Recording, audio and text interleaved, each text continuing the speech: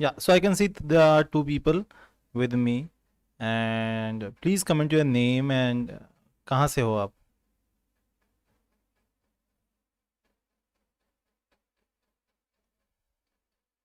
This has to be a very interactive session because बहुत important question का हम answer करने वाले हैं यहाँ पर about the stream selection, subject selection, optional subjects and so on. ठीक है, so comment करो कहाँ से हो, क्या कर रहे हो, what you want from life, कौन सी क्लास में हो, and things like that. We'll wait for 10 minutes and then we'll start. Maximum we'll wait for 10 minutes.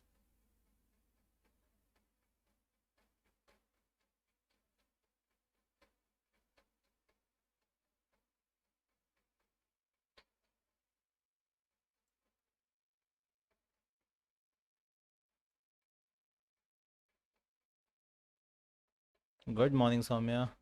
How are you?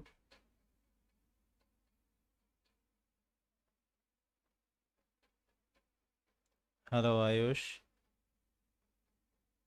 हो गया फ्री फायर खेल के आज का?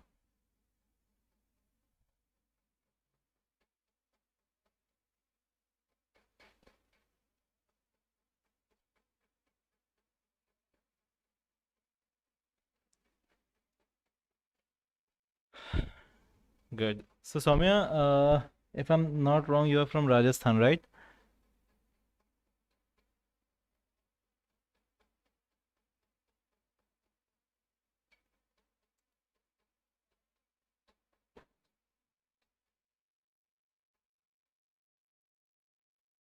Okay, Delhi. I'm sorry. There are a lot of confusions there. इतने सारे questions आते हैं ना, वो सब एकदम सब मैश्ड अप हो जाता है. So दिल्ली में कहाँ से? I've spent like 2.5 years in Delhi, Mayur Vihar.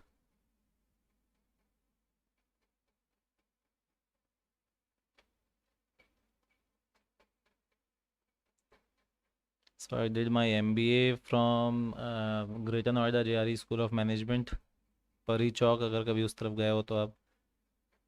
And then I spent my few years with Maruti Suzuki, जो हेड ऑफिस है वहाँ पे. Then I worked with Honda Motors, Faridabad.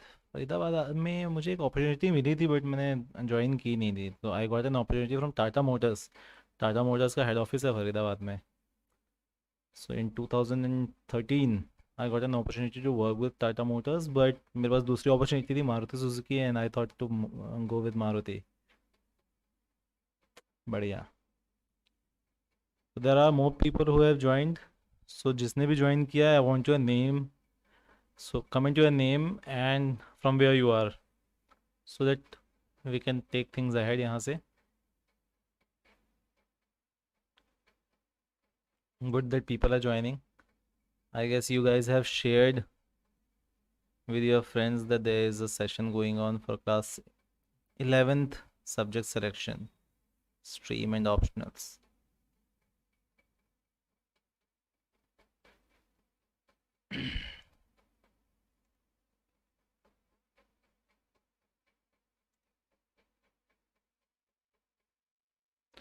11th psychology. I'll start. The work is going on, Saumya, और बहुत speed से काम चल रहा है. सो आई गेस बिकॉज मुझे अभी कुछ दिन के लिए ट्रैवल करना है तो शायद नेक्स्ट वीक से will start. And I am waiting actually. अगर if you can have your friends like that particular post, so actually मैं एक्सपेक्ट कर रहा हूँ कम से कम 500-600 लोग अगर हों तो स्टार्ट करने में मज़ा भी आए थोड़ा सा. ठीक है, तो जितने भी लोग आपके क्लास में हैं जो साइकोलॉजी लेने वाले हैं या पीसीबी लेने वाले हैं, दे आर थिंकिंग कि यार साइकोलॉजी का क्या स्कोप हो सकता है, so ask them to like that post, ask them to subscribe to the channel, so that वो थोड़ा सा मज़ा आता है. असल में ज़्यादा लोग रहते हैं, 50-60 लोग रहेंगे तो मज़ा आएगा चालू करने में. एंड वो वॉरफुट पे काम चल रहा है हालांकि. वो कितनी जल्दी स्टार्ट होता है that depends on the number of people who have joined recently. Hi Pakhi. So that's your name, Paki, if I'm not wrong. And you are from which state or city or class?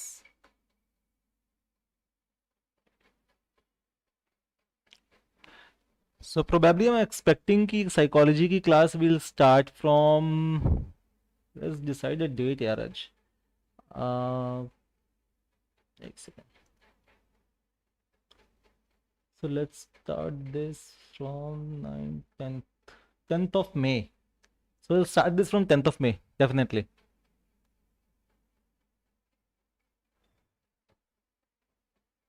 So first जो episode होगा वो 11th of May को start होगा, and the topic would be what is psychology specially for class 11th. So gradually we'll grow. This year I'll start with class 11th, and then next year I'll start with class 12 also.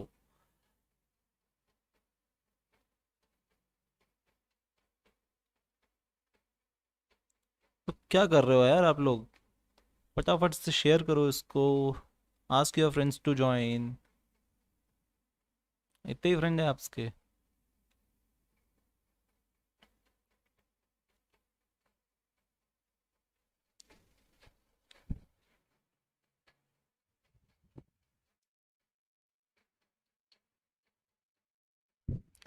Like मैंने पोल किया था, और उस पोल में मुझे कम से कम 70 लोगों के रिप्लाई आए थे कि सर आज चाहिए वेडनेसडे सुबह 11 बजे, and I still don't find 70 people.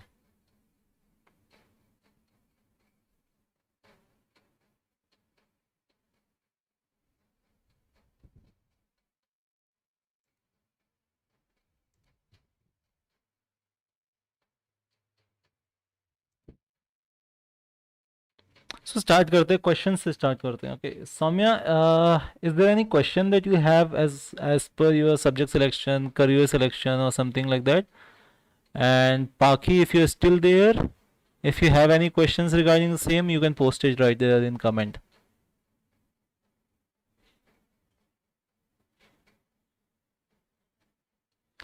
Let's start with question and answer sessions, and then gradually we'll take things forward. क्योंकि ये सेशन अभी चलने वाला है 1 घंटे. सो जितने ज़्यादा से ज़्यादा आप अपने दोस्तों को बुला सकते हो, that would be much better for them also.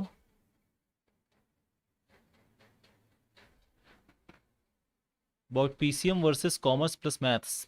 Okay Yash भाई, this depends. So PCM is entirely structured around technical understanding, technical knowledge, technical चीज़ें आती हैं PCM के अंदर. So any career option that you are going to opt after PCM, वो basically क्या होगा, जहाँ पर टेक्निकलिटीज़ आती हैं. For example engineering is a technical thing. Defence में जब आप जाते हैं तो वहाँ पर आप बहुत सारी टेक्निकल चीज़ें सीखते हैं. आप एयर फोर्स या एयर पायलट बनना चाहेंगे तो आपको टेक्निकलिटीज़ आएंगी. सो हर वो चीज़ जहाँ पर टेक्नोलॉजी इनबिल्ट होती है, इंस्टिल होती है, PCM हेल्प्स यू अलॉट. ठीक है.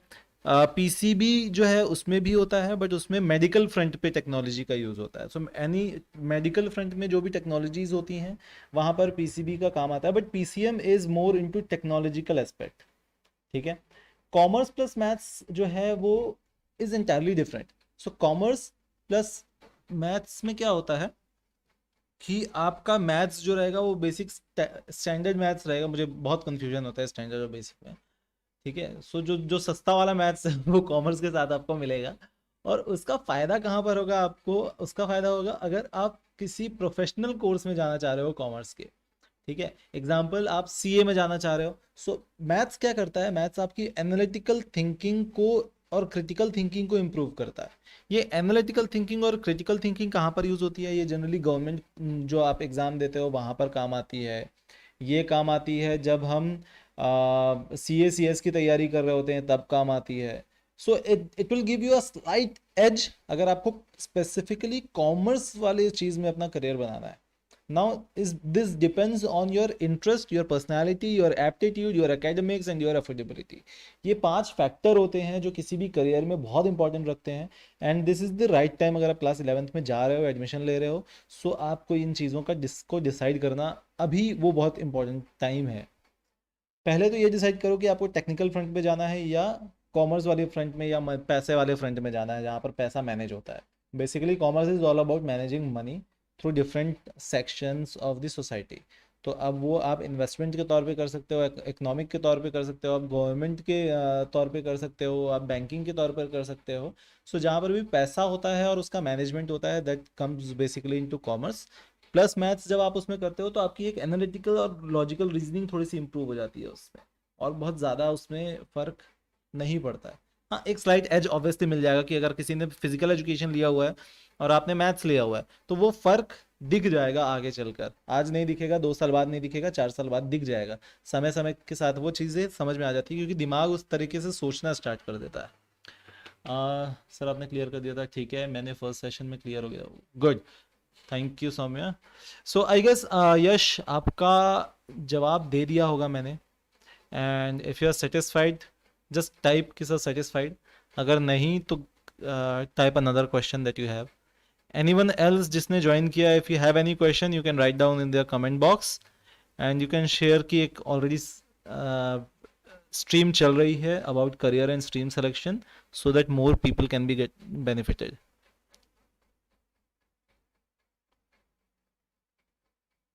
So have I answered you, Yash?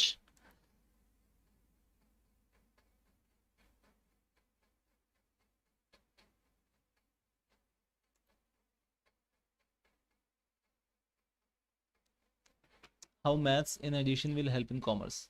या सेम चीज जो मैंने अभी आपको बताई ना कि how maths is going to be helpful in commerce is it will give you a slight edge over other people जिसने फिजिकल एजुकेशन लिया हुआ है, म्यूजिक लिया हुआ है, आईटी लिया हुआ है, सीएस लिया हुआ है, इन दोज करियर जहाँ पर मैथ्स का बहुत यूज हो सकता है।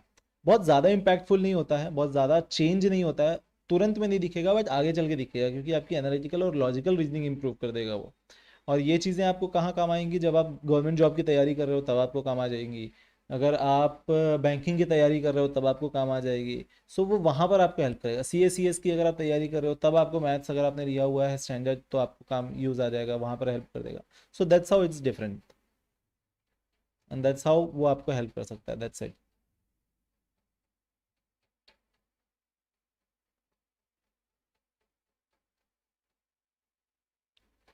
Have I answered it correctly?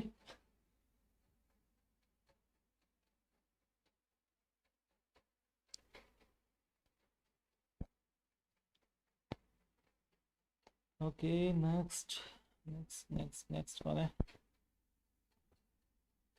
Throw me a next question, come on.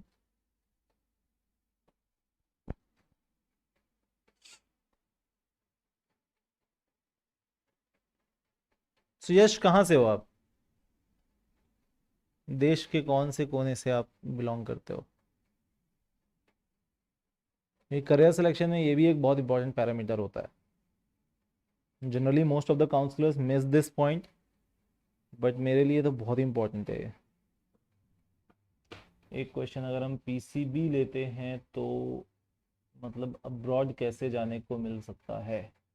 Okay, समय देखो, पीसीबी और अब्रॉड बहुत इंपॉर्टेंट कॉम्बिनेशन है, ठीक है। क्यों इंपॉर्टेंट कॉम्बिनेशन है, इसके फैक्टर्स को समझते हैं अपन। सबसे पहली चीज़, अगर आपने पीसीबी लिया है तो फर्स्ट जो आपका समझ में आएगा कि यार मुझे क्या करना चाहिए ट्वेल्थ के बाद, एंड ऑब्वियस सी बात है वो होगा मेडिकल, ठीक है। Though there are 3 types after twelfth for PCB students, medical, non medical, others. So medical और नॉन मेडिकल में क्या डिफरेंस है? मेडिकल में आपका एमबीबीएस आ जाता है बेसिकली, जो नीट का एग्ज़ाम देकर आप जाते हैं, जहाँ पर आप दवाइयों के साथ काम करते हैं, आप सर्जरी वगैरह सीखते हैं, वो सारी चीज़ें मेडिकल में आ जाती हैं, ठीक है। नॉन मेडिकल में क्या चीज़ें आ जाती है? जहाँ पर आप इलाज तो करते हो बट दवाइयों से नहीं करते हो, जैसे कि फिजियोथेरेपी, ठीक है, यूनानी मेडिसिन हो गए, फिजियोथेरेपी हो गई, होम्योपैथी हो गया, जहाँ पर सर्जरी वगैरह का नहीं होता है, मतलब एमबीबीएस के अलावा जितनी होती हैं वो बेसिकली नॉन मेडिकल में आती हैं। तीसरा होता है अदर्स। तो अदर्स जो है वो basically it's open for all वाला हिसाब होता है। मतलब होटल मैनेजमेंट आप कर सकते हो, चाहे आप पीसीएम से हो, पीसीबी से हो, कॉमर्स से हो, ह्यूमैनिटीज से हो, आप होटल मैनेजमेंट कर सकते हो, ठीक है। आप जर्नलिज्म में जा सकते हो, तो आप एमबीए कर सकते हो। तो ये सारी चीज़ें हैं जो अदर्स में आ जाती हैं, जिसके लिए आपका पीसीबी होना ज़रूरी नहीं था। अब आते हैं ये बात कि अब्रॉड जाकर क्या कर सकते हैं। सो अब्रॉड में देखो, जैसे ही आपका 12th होता है आपको नीट देना पड़ता है सबसे पहली चीज़, चाहे आपको मेडिकल में जाना है, अगर आपको अब्रॉड जाकर पढ़ाई करनी है मेडिकल की या नॉन मेडिकल की, तो आपको नीट का एग्ज़ाम देना होता है। नीट का एग्ज़ाम पर कंपलसरी कर दिया है। अब नीट के एग्ज़ाम देने के बाद आपके पास दो ऑप्शन है, या तो आप इंडिया में रहकर पढ़ो या तो आप अब्रॉड जाकर पढ़ो। इंडिया में रहने पे आपके पास दो चीज़ें हैं, या तो आप गवर्नमेंट कॉलेजेस में एडमिशन लो या तो आप प्राइवेट कॉलेज में एडमिशन लो। गवर्नमेंट कॉलेज में अगर आप लेते हो आपकी फ़ीस कम होती है 4.5 साल की, प्राइवेट में आप लेते हो तो वो फीस 5 गुना 6 गुना एक्स्ट्रा हो जाती है। ठीक है, तो लोग जनरली ये सोचते हैं कि यार प्राइवेट में 6-7 गुना 60-70 लाख रुपए खर्च करने से अच्छा मैं 30-40 लाख रुपए में जाकर चाइना में पढ़ लूंगा, ठीक है, या अफगानिस्तान में जाकर पढ़ लूंगा। तो या जर्मन जाकर पढ़ लूंगा। तो ये सारी चीज़ें होती हैं, इट्स वेरी बेसिक। तो सस्ते में आपका काम हो जाता है, वहाँ पे पढ़ाई भी हो जाती है, बट वहाँ से वापस अगर आपको इंडिया में आकर पढ़ाई अपना एक प्रैक्टिस करनी है एज अ डॉक्टर, सो आप अगर कहीं से भी इंडिया से बाहर अगर आपने एमबीबीएस किया है और आपको इंडिया में आकर अगर डॉक्टरी का प्रैक्टिस करना है, तो पहले आपको एक एग्ज़ाम निकालना पड़ता है, जो नीट पीजी का एग्ज़ाम होता है। ठीक है, तो जैसे ही आप नीट पीजी का एग्ज़ाम, जो कि बहुत टफ होता है इंडियन लेवल के हिसाब से, जैसे आपका नीट का एग्ज़ाम होता है उस टाइप का ही टफ होता है। सो आप जैसे वो एग्ज़ाम निकालोगे तभी आप प्रैक्टिस कर सकते हो अपना आगे की। अगर इंडिया में आपको एज ए डॉक्टर प्रैक्टिस करना है तो वो एग्ज़ाम निकालना होता है, उसके बाद आप कर सकते हो। अब दूसरी चीज़, अगर आपको नॉन मेडिकल में पढ़ना है जैसे साइकोलॉजी है, तो it's a non medical field. Abroad जाकर पढ़ने के फ़ायदे क्या हैं कि technologically there are some countries जो इंडिया से बहुत एडवांस्ड हैं टेक्नोलॉजिकली, प्लस एकेडमिक वाइज जो सिलेबस होता है, जो नई चीज़ें इंट्रोड्यूस करनी चाहिए, वो बेसिकली इंडियन यूनिवर्सिटीज़ बहुत जल्दी करती नहीं है। तो वो चीज़ जो पिछले 5 साल 7 साल पहले, जो 10 साल पहले सिलेबस बना था, वही सिलेबस आज भी चल रहा है और लोग उसी को पढ़ रहे हैं, कुछ नया नहीं पढ़ पाते। जब आप इंटरनेशनली जाके पढ़ते हो तो टेक्नोलॉजिकल फ्रंट में और एकेडमिक फ्रंट में, दोनों फ्रंट में आपको कुछ नया पढ़ने को मिलता है। तो आप क्या कर सकते हो, नीट दे सकते हो, उसके बाद आप अप्लाई कर सकते हो डिफरेंट यूनिवर्सिटीज़ में अलग अलग कंट्रीज़ की, और नीट के बेसिस पे और 12th क्लास के रिजल्ट के बेसिस पे आपको एडमिशन मिलता है। So this is the basic process. I guess I answered your question. Okay, 11th में कौन सा सब्जेक्ट चूज करना चाहिए, इसी का तो पूरा हाँ, सारा कुछ इसी के ऊपर बेस है आयुष। सो 11th में देखो क्या होता है, आप सीजी बोर्ड से हो शायद, तो सीजी बोर्ड में बेसिकली चार चीज़ें सीजी बोर्ड में भी होती हैं: physics chemistry maths, physics chemistry bio, then we have humanities and then we have commerce. ठीक है, सो अब ये डिपेंड करता है कि आपको आगे क्या करना है लाइफ में, उसके हिसाब से हमें स्ट्रीम और ऑप्शनल सब्जेक्ट चुनना चाहिए। ठीक है, अब इन योर केस आप डायरेक्ट मुझसे कांटेक्ट करो मेरे व्हाट्सएप नंबर पे, या कॉल कर लो मुझे। ठीक है, सो वहाँ पर अपन डिस्कस करेंगे कि आपको एग्जैक्टली क्या करना चाहिए, क्योंकि बहुत डिटेल में जाना पड़ेगा उसमें समझने के लिए। Great Saumya, happy to help.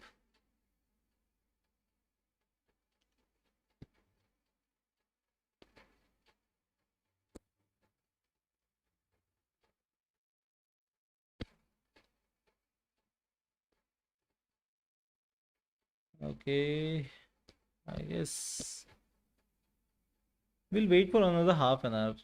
अगर 5 लोगों की भी हेल्प कर दिए तो बहुत होता है एक दिन में, and because these sessions could entirely change the future and life of a student. So these sessions are very important और इसलिए मैं अपना समय इस पे देता हूँ। And if you have any another question, any people, so I can see there are 6 people, 3 questions आए हैं मेरे पास अभी तक। मतलब कुछ लोग हैं जो देख रहे हैं but they have not question right now. So आप क्वेश्चन कर सकते हो।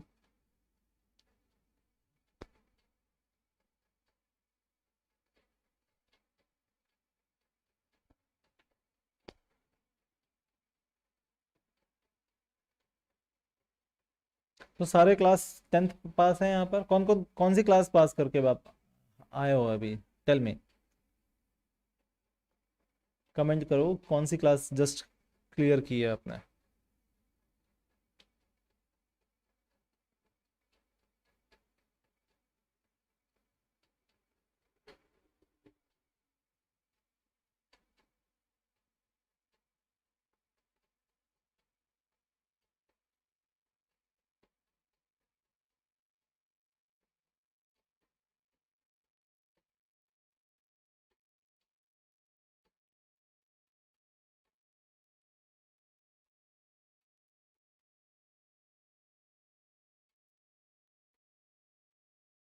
तो okay, 10th pass, are you sure? हो सकता है स्कूल वाले कम नंबर दे दें, फेल कर दें। 10th प्रमोटेड, बल्ले बल्ले हो गई आप लोगों की है।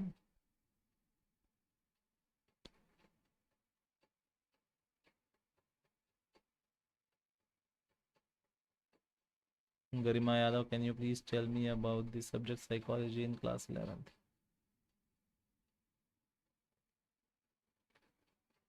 गरिमा यादव, बहुत जल्द I am starting a new channel जिसमें I will be teaching psychology of class 11th and 12th। तो इस साल क्लास 11th का, अगले साल क्लास 12th का। अब आपको स्पेसिफिकली क्या जानना है साइकोलॉजी में? So psychology basically is a stream जहाँ पर हम समझते हैं about human brain and behaviour. So everything is related to our brain. हम जो सोचते हैं, हम जो काम करते हैं, जो सोसाइटी में काम होता है, जो सोसाइटी का हमारे सोच पे इम्पैक्ट पड़ता है, ठीक है, जिसको हम सोशल साइकोलॉजी बोलते हैं। इसके बाद कुछ ब्रेन की एबनॉर्मेलिटीज़ होती हैं, जैसे स्ट्रेस, एनजाइटी। एग्जाम के समय आप लोगों ने एनजाइटी को फील किया होगा कि यार एनजाइटी हो रही है, एनजाइटी हो रही है। कई लोग, एक बहुत बेसिक टर्म है डिप्रेशन जिसको हम सुनते हैं, तो लोगों को लगता है कि यार डिप्रेशन, हम हमेशा डिप्रेशन में रहते हैं, थोड़ा सा भी कुछ अच्छा नहीं फील नहीं लग रहा है, किसी चीज़ में मन नहीं लग रहा है, तो हम सोचते हैं कि यार डिप्रेशन में है। डिप्रेशन ऐसा नहीं होता, डिप्रेशन थोड़ा सा एक्सट्रीम होता है। बेसिकली हम जो होते हैं वो स्ट्रेस में होते हैं, या अगर हमें चक्कर आ रहा है, पसीना आ रहा है, मुंह सूख रहा है, गला सूख रहा है, तो हम एनजाइटी में होते हैं। ठीक है, सो बहुत बारीक सा डिफरेंस है about stress, anxiety and depression. उसको हम समझेंगे आने वाले क्लासेस में। सो this is the study basically about the human brain and behaviour. ठीक है, अब कौन कौन सी चीज़ ह्यूमन बिहेवियर में, ह्यूमन की सोच में इम्पैक्ट डालती है, that is the study of psychology. इसका यूज़ कहाँ पर होता है? इसका यूज़ बेसिकली होता है हर जगह। तो जितनी भी फील्ड्स हैं इंडिया में या वर्ल्ड में, हर एक जगह पर साइकोलॉजी का यूज़ होता है। सो बेसिक कुछ फाइनल स्ट्रीम्स होती हैं, जैसे कि educational psychology. Educational psychology is to deal with students. Students क्या सोचते हैं, क्यों सोचते हैं, उनकी लाइफ में क्या चल रहा है। कई बच्चे जो होते हैं उनके घर में बहुत अच्छा सा माहौल नहीं होता है, उसका इम्पैक्ट उनकी पढ़ाई पर पड़ता है। तो ऐसी कौन कौन से फैक्टर्स होते हैं जिसका इम्पैक्ट बच्चे की पढ़ाई पर हो रहा है, या उसके सोच पे हो रहा है, उसके करियर पे हो रहा है। बच्चा बिगड़ रहा है तो क्यों बिगड़ रहा है, बदमाशी क्यों करता है, ठीक है, गुस्सा क्यों रहता है हमेशा, एंशियस क्यों रहता है हमेशा। ये सारी चीज़ एजुकेशनल साइकोलॉजी में आती है अबाउट चाइल्ड ह्यूमन बिहेवियर। इसके बाद आता है clinical psychology. So clinical psychology is more about dealing with abnormalities, stress, depression, schizophrenia, anxiety, then we have dementia. ऐसे बहुत सारे अलग अलग डिसीजेज होते हैं जिसके बारे में हम पढ़ते हैं, and every this disease are depending on कि आपका ब्रेन कैसे फंक्शन कर रहा है, the functionality of a brain, that is basic psychology, clinical psychology. Then we have organisational psychology. So organisational psychology में क्या होता है कि जहाँ पर एक ग्रुप ऑफ पीपल होते हैं, उनको कंटिन्यू मोटिवेट करना कि वो काम कर पाए सही तरीके से।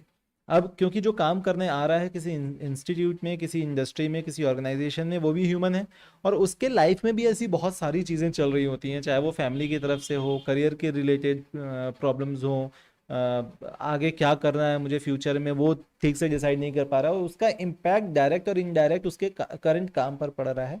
सो ऑर्गेनाइजेशनल साइकोलॉजिस्ट का काम होता है उन तरीके की चीज़ों को समझना जिसके कारण से किसी का काम हैम्पर होता है। लोगों का काम हैम्पर हो रहा है, एम्प्लॉयज़ का काम हैम्पर हो रहा है।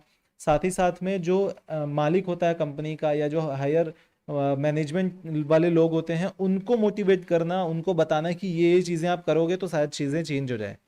ठीक है, this is how psychology works. So वो होते हैं ऑर्गेनाइजेशनल साइकोलॉजी। सो बेसिक ये तीन साइकोलॉजी का फील्ड होता है। साथ ही साथ में इसके फिर बहुत सारी अलग अलग चीज़ें होती है, डिफेंस में होता है, ठीक है, इसके अलावा और ऑर्गेनाइजेशन में होता है। इसके अलावा जहाँ पर भी लोग होते हैं, ह्यूमन है, वहाँ पर साइकोलॉजी का इम्पैक्ट आता है। So this is basically psychology of as a overall. Class 11th में और क्लास 12th में हम इसका एक बहुत बारीक माइन्यूट तरीके से पढ़ाई करेंगे कि हाउ ह्यूमन बिहेवियर चेंजेस, क्या क्या इम्पैक्ट होता है, क्या क्या एनवायरनमेंट में क्या क्या चीज़ें होती हैं जिसके कारण से ह्यूमन का बिहेवियर चेंज हो जाता है। कई बार हम सोचते हैं, बोलते हैं लोगों को, यार ये ना बदल गया है, ये पहले ऐसा नहीं था, ये पहले बहुत शांत रहता था, अब एकदम से बात करने लग गया है, या पहले बहुत बात करता था अब एकदम से ही बंदा शांत रहने लग गया है, ठीक है। या ऐसा होता है कि कई बार यार ये पहले तो बिल्कुल पढ़ाई नहीं करता था, अब ये बंदा टॉपर बन रहा है धीरे धीरे। या यार ये बच्चा था जो पहले पिछले साल तक तो बहुत अच्छी पढ़ाई करता था, टॉप करता था अपनी क्लास में, बट इस साल पता नहीं इसको क्या हो गया, ये फेल हो रहा है या इसके नंबर बहुत कम आ रहे हैं, कुछ तो दिक्कत है, ठीक है। तो ये जो बेसिक चीजें हैं ये हम साइकोलॉजी में अभी पढ़ेंगे क्लास 11th के। तो आई गेस इतना काफ़ी है। बाकी जब नया चैनल अपन बनाएंगे तो उस चैनल का लिंक मैं शेयर करूंगा आप लोगों से, so that you can join that channel. और उस पे फिर अपन क्लास 11th के फर्स्ट क्लास से चालू करेंगे, व्हाट इज साइकोलॉजी से, और फिर पूरा एक सेशन वो चलेगा साल भर, जिसमें will talk about psychology, will talk about different things, will talk about this sessions, lectures, सारा कुछ। तो समझ लो आपकी स्कूल का साइकोलॉजी टीचर मिल गया आपको। Okay Saumya, no tension because मुझे स्कूल वालों ने पीसीएम में और एनी स्ट्रीम वाले में डाल दिया है, I can take any stream. Okay perfect, beautiful. How much scope in this मतलब psychology, Bhabhi Gupta, I guess I answer this question, the scope of psychology, because हर जगह जहां पर ह्यूमन बींग्स हैं वहां पर साइकोलॉजी का स्कोप है। अब आप खुद समझ लो। और इसका स्कोप तब तक रहेगा जब तक ह्यूमन बीइंग्स होंगे, until and unless we being replaced by robots or aliens completely.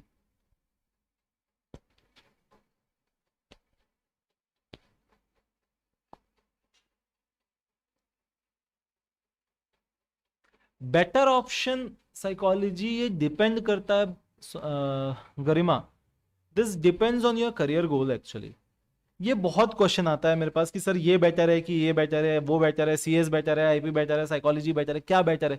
Better सब कुछ है, मतलब कोई भी ऐसी फील्ड या स्ट्रीम या ऑप्शनल सब्जेक्ट नहीं है जो बेटर नहीं है, और अगर बेटर नहीं होता तो वो आपके सिलेबस में ही नहीं होता, या आपके कोर्स सीबीएसई उसको ऑफर ही नहीं करती। सो हर किसी का, हर किसी फील्ड का, हर किसी सब्जेक्ट का अलग अलग सेटअप है, अलग अलग उसके फ्यूचर हैं, उसके करियर ऑप्शंस अलग अलग हैं। दिस ऑल डिपेंड्स ऑन कि आप क्या चाहते हो लाइफ से, आपके करियर गोल्स क्या हैं, उसके हिसाब से हम ऑप्शनल सब्जेक्ट चुनते हैं। Every subject is better actually, ठीक है। हर कॉम्बिनेशन के अलग अलग करियर ऑप्शंस होते हैं, हर कॉम्बिनेशन में कुछ नया सीखने को मिलता है। So this completely depends whether it is better और it is worse, depends on कि आपको वो सब्जेक्ट कितना समझ में आएगा आगे चल के, पहली चीज। आपका इंटरेस्ट उस सब्जेक्ट में कितना बनेगा, दूसरी चीज। और आपके करियर गोल्स क्या है, आप क्या करना चाहते हो क्लास 12th के बाद या ग्रेजुएशन के बाद, आप किस तरीके की लाइफ चाहते हो, आपका फैमिली स्ट्रक्चर कैसा है, ये सारी बहुत सारे अलग अलग फैक्टर्स होते हैं जिसपे अपन बात कर सकते हैं और वो समझ सकते हैं। So every subject, every stream is better actually, and that's the reason कि अपन इतना कंफ्यूज होते हैं।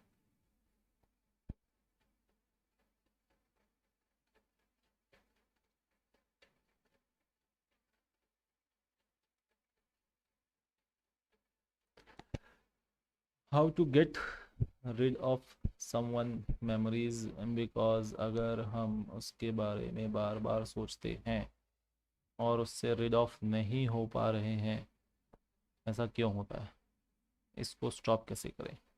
ओके सी समय इसमें क्या होता है, there our life experiences actually. तो अगर मैं इसको साइकोलॉजी वाली लैंग्वेज में बात बात करूं आपसे, बिकॉज आपको आगे चल के साइकोलॉजी पढ़ना है, शायद इससे आपका इंटरेस्ट थोड़ा सा और बढ़ जाए। सो ब्रेन जो है वो दो फंक्शंस पे डिवाइडेड है, ठीक है। एक होता है कॉन्शियस ब्रेन, जो फ्रंटल ब्रेन बोलते हैं, फ्रंटल लोब बोलते हैं, यहाँ पर होता है जो सामने में, ये है कॉन्शियस ब्रेन। सो सारा जो ब्रेन होता है, एक तरीके से समझ लो ब्रेन इज इंटरकनेक्टेड, और बहुत सारे इलेक्ट्रिकल वायर्स चल रहे हैं आजू बाजू, पूरे घूम रहे हैं इलेक्ट्रिकल वायर्स, ठीक है। और सब एक दूसरे से कनेक्टेड है, पूरा फ्लो हो रहा है, फटाफट फटाफट सारे इलेक्ट्रिकल ट्रांसमिशन फ्लो हो रहे हैं, ठीक है। और वो करंट को फ्लो कर रहा है, दिस इज फ्रंटल लोब या आपका कॉन्शियस ब्रेन। सो पूरे बॉडी में या जितनी भी चीजें हो रही हैं वो आपका ब्रेन, फ्रंटल ब्रेन या कॉन्शियस ब्रेन आपको मैनेज करके दे रहा है। इसके बाद होता है पीछे, जिसको हम बोलते हैं सबकॉन्शियस ब्रेन। तो सबकॉन्शियस ब्रेन का काम क्या होता है, is basically it stores all the experiences of your life, और उस एक्सपीरियंसेस को वो धीरे धीरे धीरे धीरे स्टोर करता जाता है, and that's how your behaviour changes over a period of time.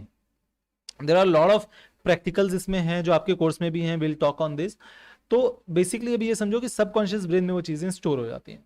अब क्या होता है कि किसी की याद आना दैट कंप्लीटली डिपेंड्स ऑन उसका स्केल कितना है, उसकी कंटिन्यू याद आने की और उससे छूटना है अगर आपको, वो स्केल डिपेंड करता है कि आप उस बंदे से कितना कनेक्टेड थे, आपके एक्सपीरियंसेस क्या रहे हैं। अब ये एक्सपीरियंसेस दो तरीके के हो सकते हैं जो प्रैक्टिकल होता है। एक अच्छा एक्सपीरियंस हो सकता है कि यार मैंने बहुत अच्छा समय गुजारा है, ठीक है, that that period was the best period of my life and so on. या दूसरा एक हो सकता है जो यार I want to just forget this यार, दिस कि ये समय मेरे लिए सबसे खराब था और इस समय को मुझे भूलना है। There are like examples of physical abuses जो हमने देखे हैं। सो वो समय को हमको निकालना है, वो चीज़ मुझे याद नहीं रखनी है, वो चीज़ क्योंकि मुझे इम्पैक्ट करती है, मेरा पूरा मूड ऑफ हो जाता है। एक होता है सो एक एक थॉट प्रोसेस होता है, एक्सपीरियंस होता है जिससे मूड लिफ्ट हो जाता है कि यार क्या समय था, बहुत बढ़िया समय था, बहुत अच्छा समय था। दूसरा होता है कि यार I just want to forget this this particular part of my life, ठीक है। तो आप कौन से पार्ट ऑफ लाइफ को आप भूलना चाह रहे हो, that again depends on the therapy. So इसके बहुत सारी थेरेपीज होती हैं, that's again therapy is a part of psychology, ठीक है। साइकोथेरेपेटिक जब हम पढ़ेंगे तो अब उसमें समझेंगे। और तो आप क्या भूलना चाह रहे हो, ऑब्वियसली पहला और इम्पॉर्टेंट जो इसका तरीका है, जो सबसे इम्पॉर्टेंट तरीका है, वो है कि आप अपने आप को कहीं और पे फोकस कर लो। So the more your brain is associated on another work, आपको उस चीज की याद ही नहीं आएगी, ठीक है। जब हमारा दिमाग खाली बैठता है तब हमें पुरानी चीजें याद आती हैं, लाइफ के पुराने एक्सपीरियंसेस याद आते हैं, ऐसी वो चीज़ें याद आती हैं जो हम भूलना चाहते हैं। बट अगर आप कुछ कर रहे हो ऑलरेडी, आपने नोटिस भी किया होगा जब आप बहुत डेडिकेटेडली पढ़ाई कर रहे हो या काम कर रहे हो या घर के कुछ काम कर रहे हो या वेब सीरीज देख रहे हो, तब आपके दिमाग में ऐसी चीज़ें नहीं आती हैं। सो जब तक आपका दिमाग किसी और चीज़ के साथ एसोसिएटेड रहेगा तब तक आपको वो आप उस चीज़ से बाहर हो। और ये ग्रेजुअली होगा, ये एक दिन में नहीं होता। और बिकॉज आपने एक समय को एक्सपीरियंस कर लिया है, आप भूल नहीं सकते उसको कभी भी। आप कम कर सकते हो, उस याद को कम कर सकते हो, उस एक्सपीरियंसेस को कम कर सकते हो, भूल नहीं सकते। तो ये तो सोचना बंद कर दो कि मैं भूल जाऊंगी या मुझे भूलना है, वो नहीं हो पाएगा। कम कर सकते हो आप उसकी इंटेंसिटी को, that's what we can do. Hi Harsh, I am good. So I guess I answered Saumya. And there are therapies, अपन इसको आराम से धीरे धीरे पढ़ेंगे, आगे और पढ़ेंगे तो समझ में आती जाएगी चीज़ें।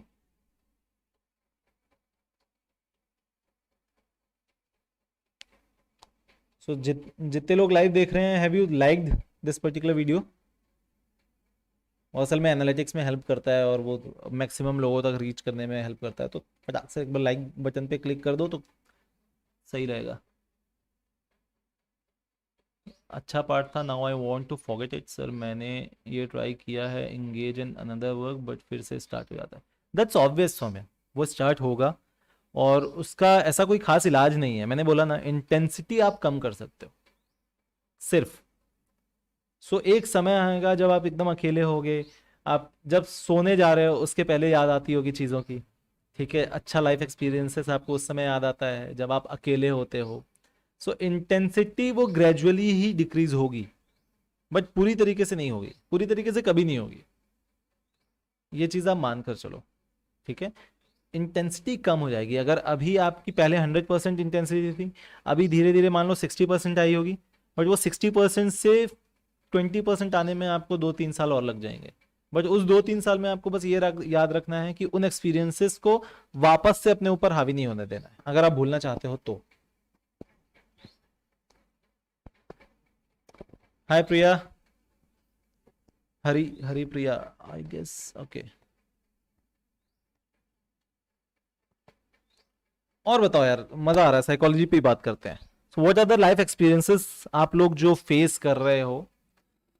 अगर किसी को करियर क्वेश्चंस हो या स्ट्रीम क्वेश्चंस हो, सब्जेक्ट क्वेश्चंस हो, तो भी आप पूछ सकते हो, ऐसी कोई बात नहीं है।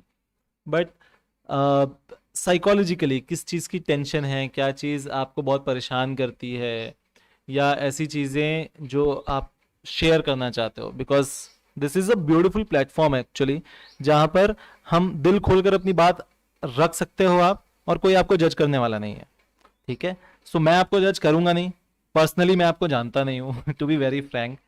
नाइदर आपको वो बाकी लोग जो कमेंट पढ़ रहे हैं वो आपको जानते हैं, ठीक है। सो ऐसी टेंशन लेने वाली बात ही नहीं है कि यार लोग मेरे बारे में क्या सोचेंगे, because again this this is the part of psychology कि लोग क्या सोचेंगे। अपन जब पढ़ाई करेंगे तब इस पे पढ़ेंगे, सोशल साइकोलॉजी पे, ठीक है। But this is the beautiful platform जहां पर आप अपनी चीज़ों को कॉन्फिडेंशियल रखकर मुझसे बात भी कर सकते हो। टाइम से बहुत ईयर्स से हो रहा था और मुझे समझ नहीं आ रहा था। ओके, बहुत साल से हो रहा था। Okay, so your age is 16, 17, कितने साल से हो रहा था? And let me tell you one thing Saumya, the time you guys are in right now, this 15, 16, 17 years वाली जो एज होती है, 12 से जो टीन एज बोलते हैं बेसिकली हम, 13 से लेकर 19 तक टीन एज होती है, this is the best years of your life, ठीक है। बिकॉज हार्मोनल चेंजेस बहुत सारे होते हैं, लाइफ के बहुत सारे नए एक्सपीरियंसेस आपको मिलते हैं, एंड ये एक्सपीरियंसेस ना लाइफ टाइम याद रहेंगे, लाइफ टाइम याद रहेंगे, अच्छे या बुरे। एंड ये इस समय का, इस ड्यूरेशन का ना बहुत अच्छी चीज भी है और खराब चीज भी है, कि ये चीज आपको हमेशा याद रहेगी। अच्छी, जितनी अच्छी चीजें होंगी आपकी लाइफ में, आपको हमेशा अच्छी चीजें याद रहेंगी। अगर कुछ बुरा होता है तो बुरी चीज भी उतनी ही याद रहती है।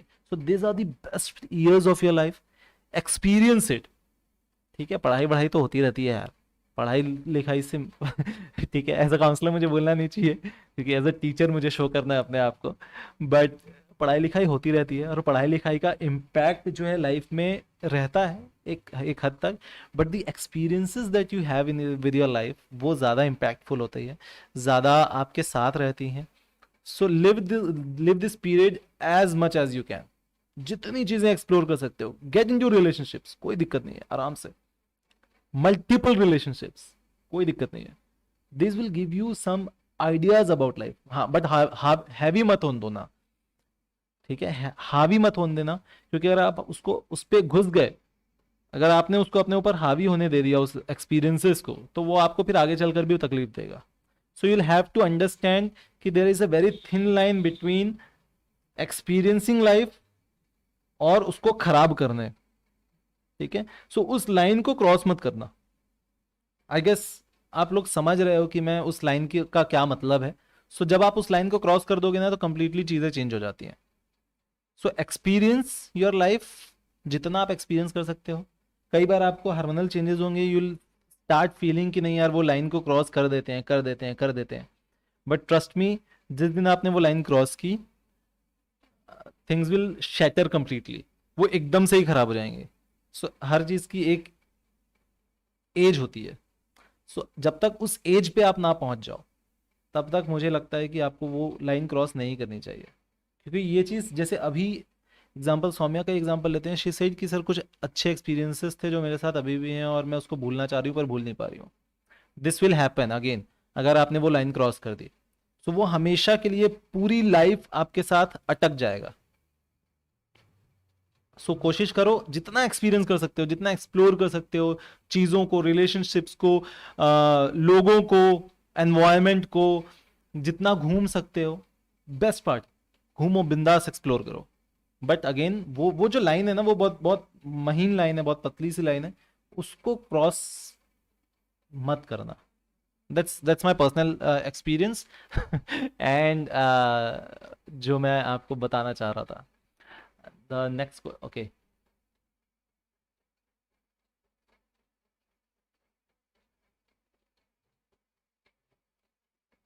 ओके, ओके, ओके, 16, 14 से हो रहा था, ओके,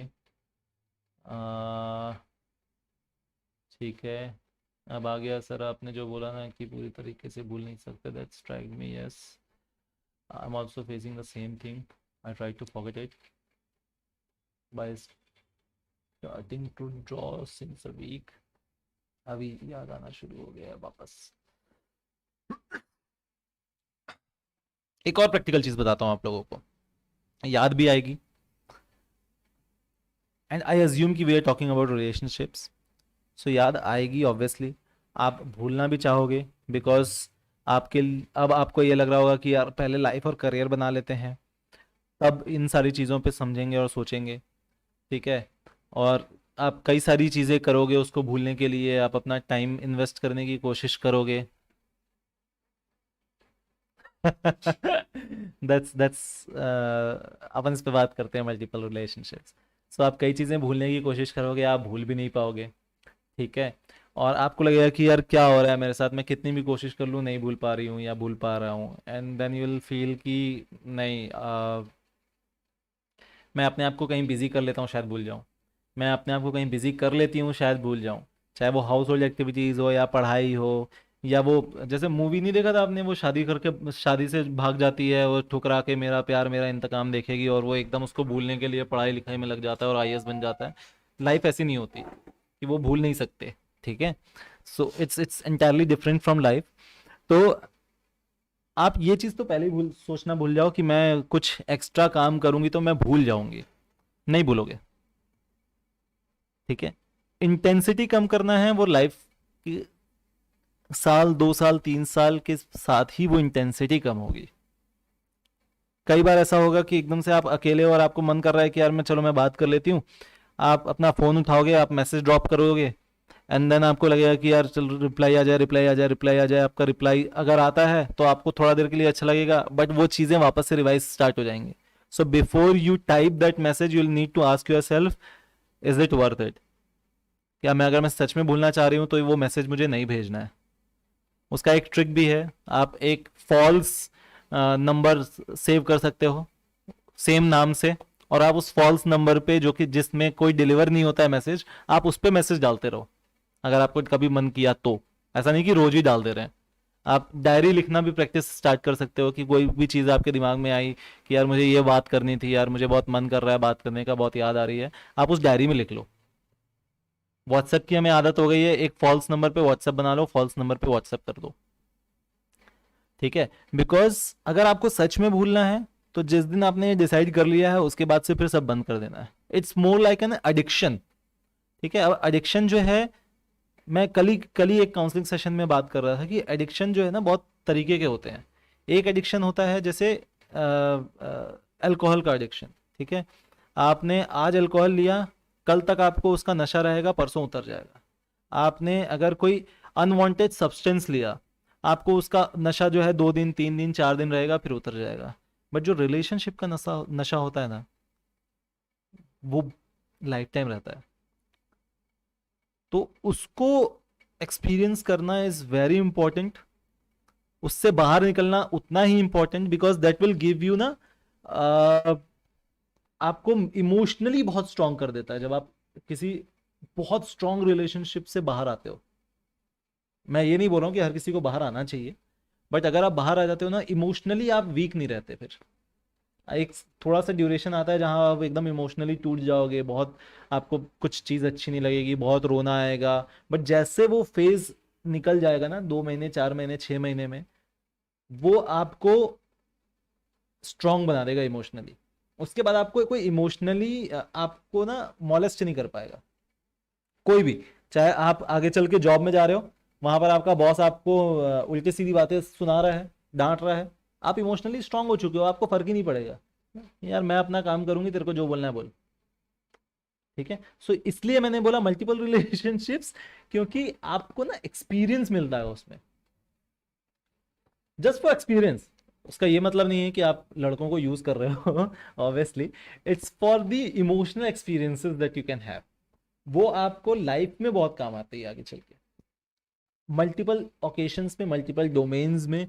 कई तो यूपीएससी के इंटरव्यूज में ये पूछ लिया जाता है कि tell me about your relationships and how you have came out, या how you are experiencing that relationships, and अगर आप बाहर आए हो तो what are the experience that you have, what are the learnings you have from your relationship, जो आप दुनिया को बताना चाहोगे।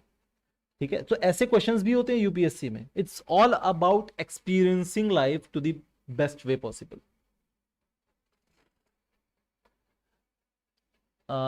सर दोस्ती यारी से कैसे दूर रहें? अच्छे हैं दोस्त, लेकिन सिर्फ टाइम वेस्ट बहुत होता है। ओके। मैंने डायरी लिखना स्टार्ट किया था इसी की वजह से, एंड थोड़ा वर्क भी किया था। ओके। ठीक है।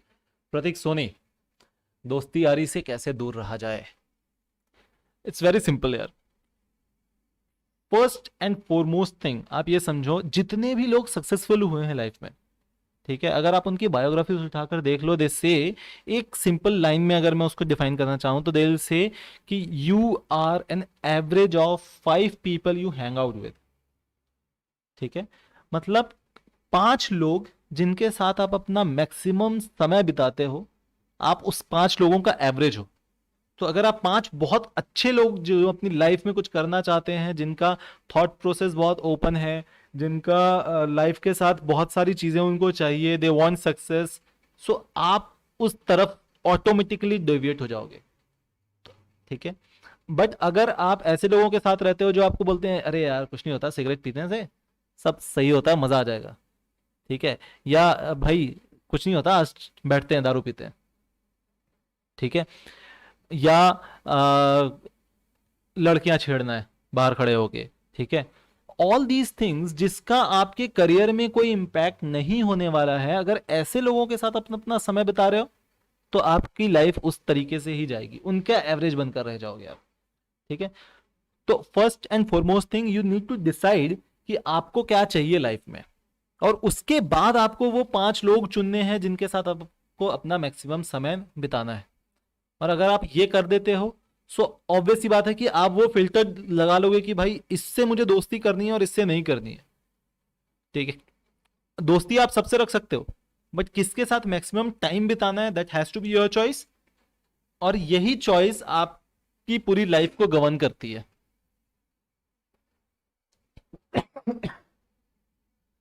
तो आपकी लाइफ आगे कैसी रहेगी that completely depends on your decision and your choice. दोस्ती सबसे करो, समय सबके साथ बिताओ, कोई दिक्कत नहीं है, बट कितना समय बिताना है, कितना उनसे एक्सेप्ट करना है। फॉर एग्जाम्पल, क्लास 10th से I had friends, multiple friends who use to smoke, ठीक है, बट मुझे पता था कि इनसे क्या चीजें अच्छी मुझे मिल रही हैं और क्या चीजें ये बुरी कर रहे हैं जो मुझे एक्सेप्ट नहीं करना है। ठीक है, तो मुझे पता था smoking is not good for health. तो अब मुझे कितने भी दोस्त मिले पूरी लाइफ में, आज तक मिलते हैं, हम साथ में बैठते हैं, वो सामने बैठ के सिगरेट पी रहे होते हैं और मैं इधर बैठा होता हूँ, still there are friends who says कि यार तू कैसे जी रहा है भाई लाइफ में बिना सिगरेट के। बट आई नो कि मुझे इनसे क्या एक्सेप्ट करना है, there are good things also in those people, तो मैं वो गुड अच्छी चीजें ले लेता हूँ। ठीक है, बट कॉन्शियस डिसीजन आपका होना चाहिए कि ये सही है, ये गलत है, ये अच्छी चीज है, ये बुरी चीज है, इससे मेरे लाइफ में क्या इंपैक्ट पड़ सकता है। सो वो डिसीजन आपका है और वो डिसीजन आपके पूरी लाइफ को गवर्न करेगा। तो इसमें गलती किसी की नहीं होगी अगर आप कुछ गलत करने लग जाओ और बाद में आप दुनिया को ब्लेम करो कि यार तुम्हारी वजह से गलत हो गया। सो डिसीजन हमेशा आपका रहेगा at the end of the, her movie में यही होता है कि at the end of the day जिसका डिसीजन, कि भाई जिसका डिसीजन होता है ब्लेम उसी पे होता है। हर किसी को भगवान ने दिमाग दिया है, यही दिमाग इसलिए दिया है ताकि वो फिल्टर डाउन कर सके कि ये सही है और ये गलत है।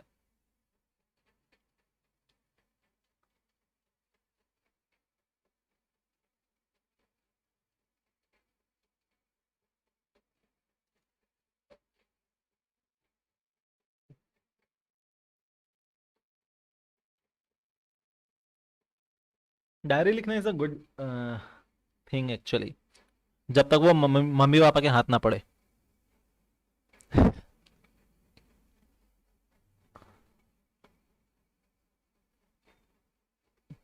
सो उससे उससे बेटर तरीका है कि आप अपने गूगल ड्राइव पे एक पेज बना लो, क्योंकि गूगल ड्राइव तो आपका पासवर्ड से लिंक रहता है, पासवर्ड से ब्लॉक रहता है ना, तो वो थोड़ा सा मम्मी पापा से दूर भी रहनी चाहिए ना, कई चीज़ें उनको तक नहीं जानी चाहिए। जानी चाहिए मतलब अगर आपकी पेरेंट अंडरस्टैंडिंग है तो। मैं ये नहीं बोल रहा हूँ कि एकदम से हर चीज़ अपने पेरेंट को नहीं बतानी चाहिए, उनसे भागना चाहिए या दूर रहना चाहिए। दिस एक्चुअली क्या होता है ना कि लोग ये बोलते हैं कि हमारा बच्चा बिगड़ गया, ये गलत कर रहा है, ऐसा नहीं कर रहा है, the problem is always with parents. तो मैं अपने हर सेशन में, हर काउंसलिंग सेशन में ये बोलता हूँ कि the problem is with parent, क्योंकि पेरेंट जो है वो समझना नहीं चाहता, they don't want to get into the shoes of their child.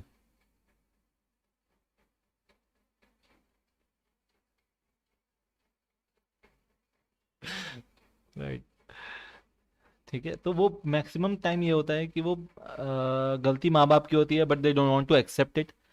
The गलती गलती ये होती है कि they don't want to understand कि बच्चा जो है वो एक इमोशनल इम्बैलेंस या डिस्टर्बेंस से गुजर रहा है, हार्मोनल चेंजेस हो रहे हैं।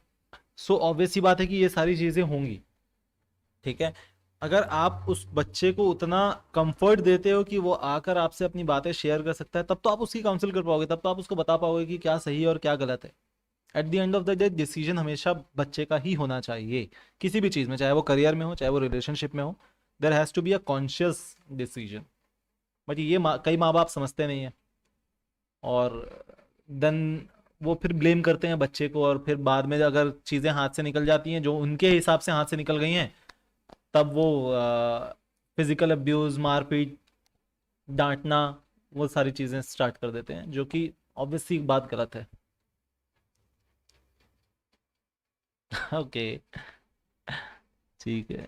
आई also had started to write a diary, but हमेशा ये डर लगा रहता है कि कहीं कोई देख ना ले, इसलिए छोड़ दिया। फ़ोन जाता है, बट फ़ोन आपका, फ़ोन में क्या बहुत सारे ऑप्शंस होते हैं यार, ऐसा नहीं है कि सिर्फ आप गूगल ड्राइव पे बना सकते हो। गूगल ड्राइव जनरली कोई माँ बाप नहीं खोलते, उनको पता ही नहीं होता कि गूगल ड्राइव क्या होता है। ठीक है, तो वो होता है। उसके बाद देर आर मल्टीपल ऐप्स जिसको आप लॉक करके रख सकते हो, जैसे एवर नोट है, उसको आप लॉक करके रख सकते हो। उसके बाद कुछ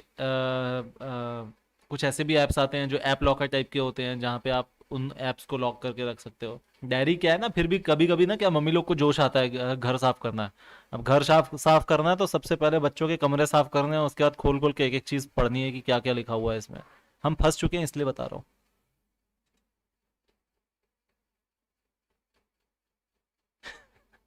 मैक्सिमम बच्चे इसीलिए शेयर नहीं करते कि शेयर करेंगे तो मार पड़ेगी। It's always it's a problem with parenting. मैं ये चीज़ हमेशा से मानता हूँ कि ये प्रॉब्लम पेरेंटिंग की है, अगर बच्चा आपसे शेयर नहीं कर रहा। क्योंकि अगर आप उसको उतना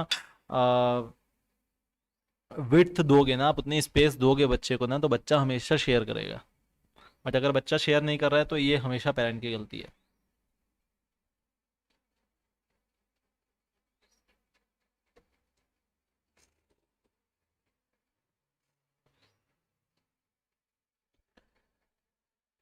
फाइन, सो मज़ा आएगा साइकोलॉजी क्लास में।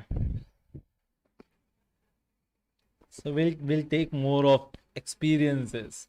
ठीक है, तो जितने ज़्यादा लोग होंगे उतना ज़्यादा एक्सपीरियंस होगा। सो if you guys can actually share this the new channel, ये चैनल अपने दोस्तों के साथ, तो जितने ज़्यादा लोग रहेंगे उतने ज़्यादा एक्सपीरियंसेस होंगे, और उतने एक्सपीरियंसेस का अपन फ़ायदा उठा सकेंगे समझने में साइकोलॉजी को।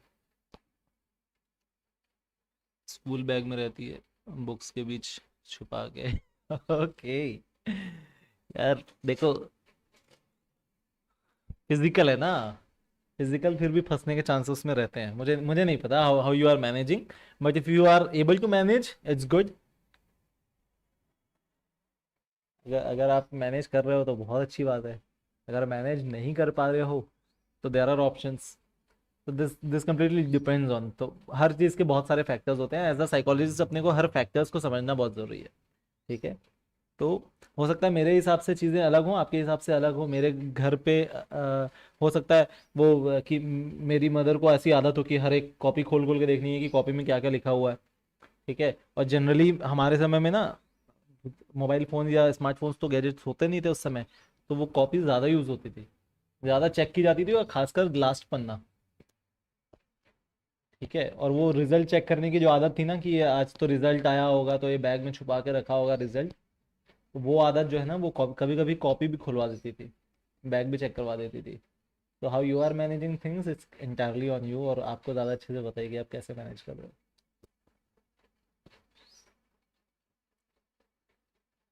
चलो, बहुत बढ़िया। Okay, there are some new people who have joined. So जिस जो भी नया ज्वाइन किया है, can you please comment your name, so that I could understand कि कहाँ से क्या आ रहा है। And then we are talking about a lot of things. So we have started our talk with a stream selection and subject selection and optional selection, and then we gradually shifted to relationships and things.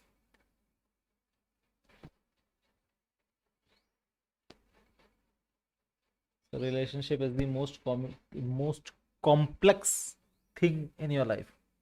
सबसे complex अगर कुछ है आपको आपको अगर अभी लगता है कि फिजिक्स या मैथ्स बहुत कॉम्प्लेक्स है, सो फिजिक्स और maths is not even 10% of what relationship is. ठीक है।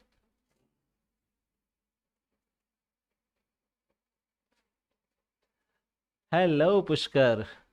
पुष्कर क्या कहना है आपका रिलेशनशिप्स के बारे में? How you think relationship easy चीज है? मैथ्स और रिलेशनशिप में टफ क्या है? सो I'll ask this question to two of these people, Mukul Dev and Pushkar Sarangdar. Hi Kavya, how are you? So are you about questioning about your stream selection, subject selection? क्या?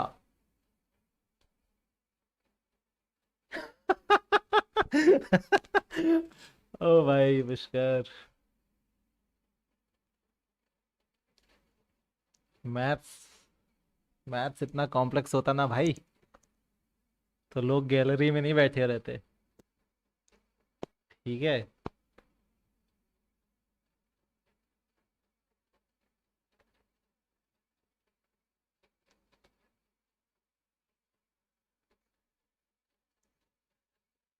चलो सही है।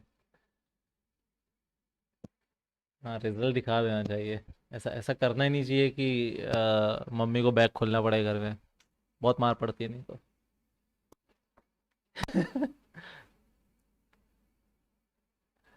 Relationship, you say you got get any weather, airy weather in gallery. अच्छा, okay, ये बात भी ठीक है। मतलब एकदम वो सुहाना मौसम और उस टाइप का नहीं, 90s की मूवी टाइप वाला। एकदम बढ़िया हवाएं चलने लगती हैं अचानक से।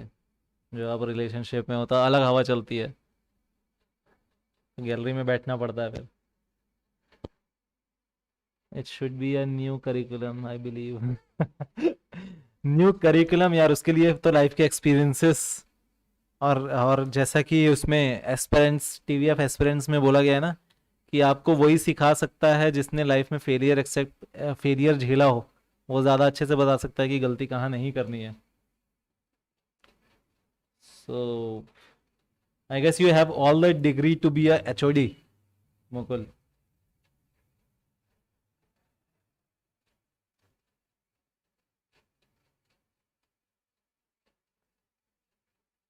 सही है। Anyone, any question? Kavya, if you have any question regarding your career or your stream selection or subject selection, you can ask that questions. If not, anything.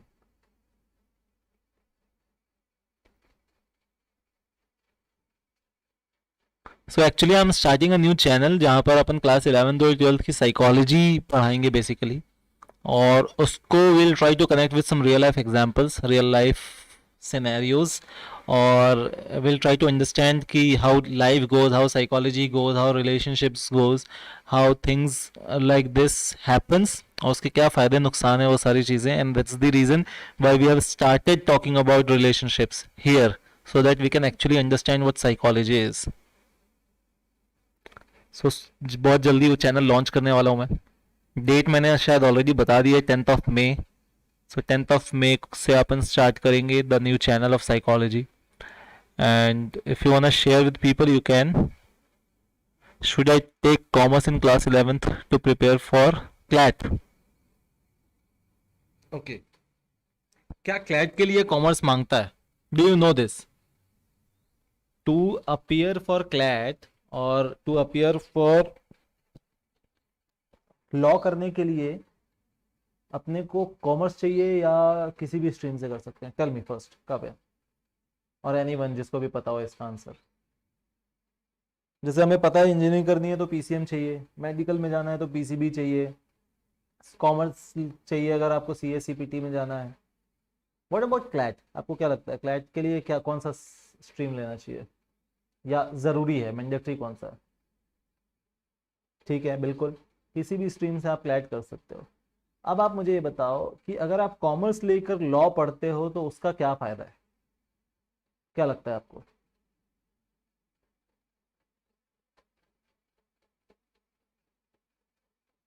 अगर अपन कॉमर्स लेते हैं और उसके बाद लॉ की पढ़ाई करते हैं क्लैट क्लियर करके, तो उसके क्या फायदे हैं? अगर पीसीएम लेकर क्लैट पढ़ते हैं तो क्या फायदे हैं, और पीसीबी लेकर पढ़ते हैं तो क्या फायदे हैं?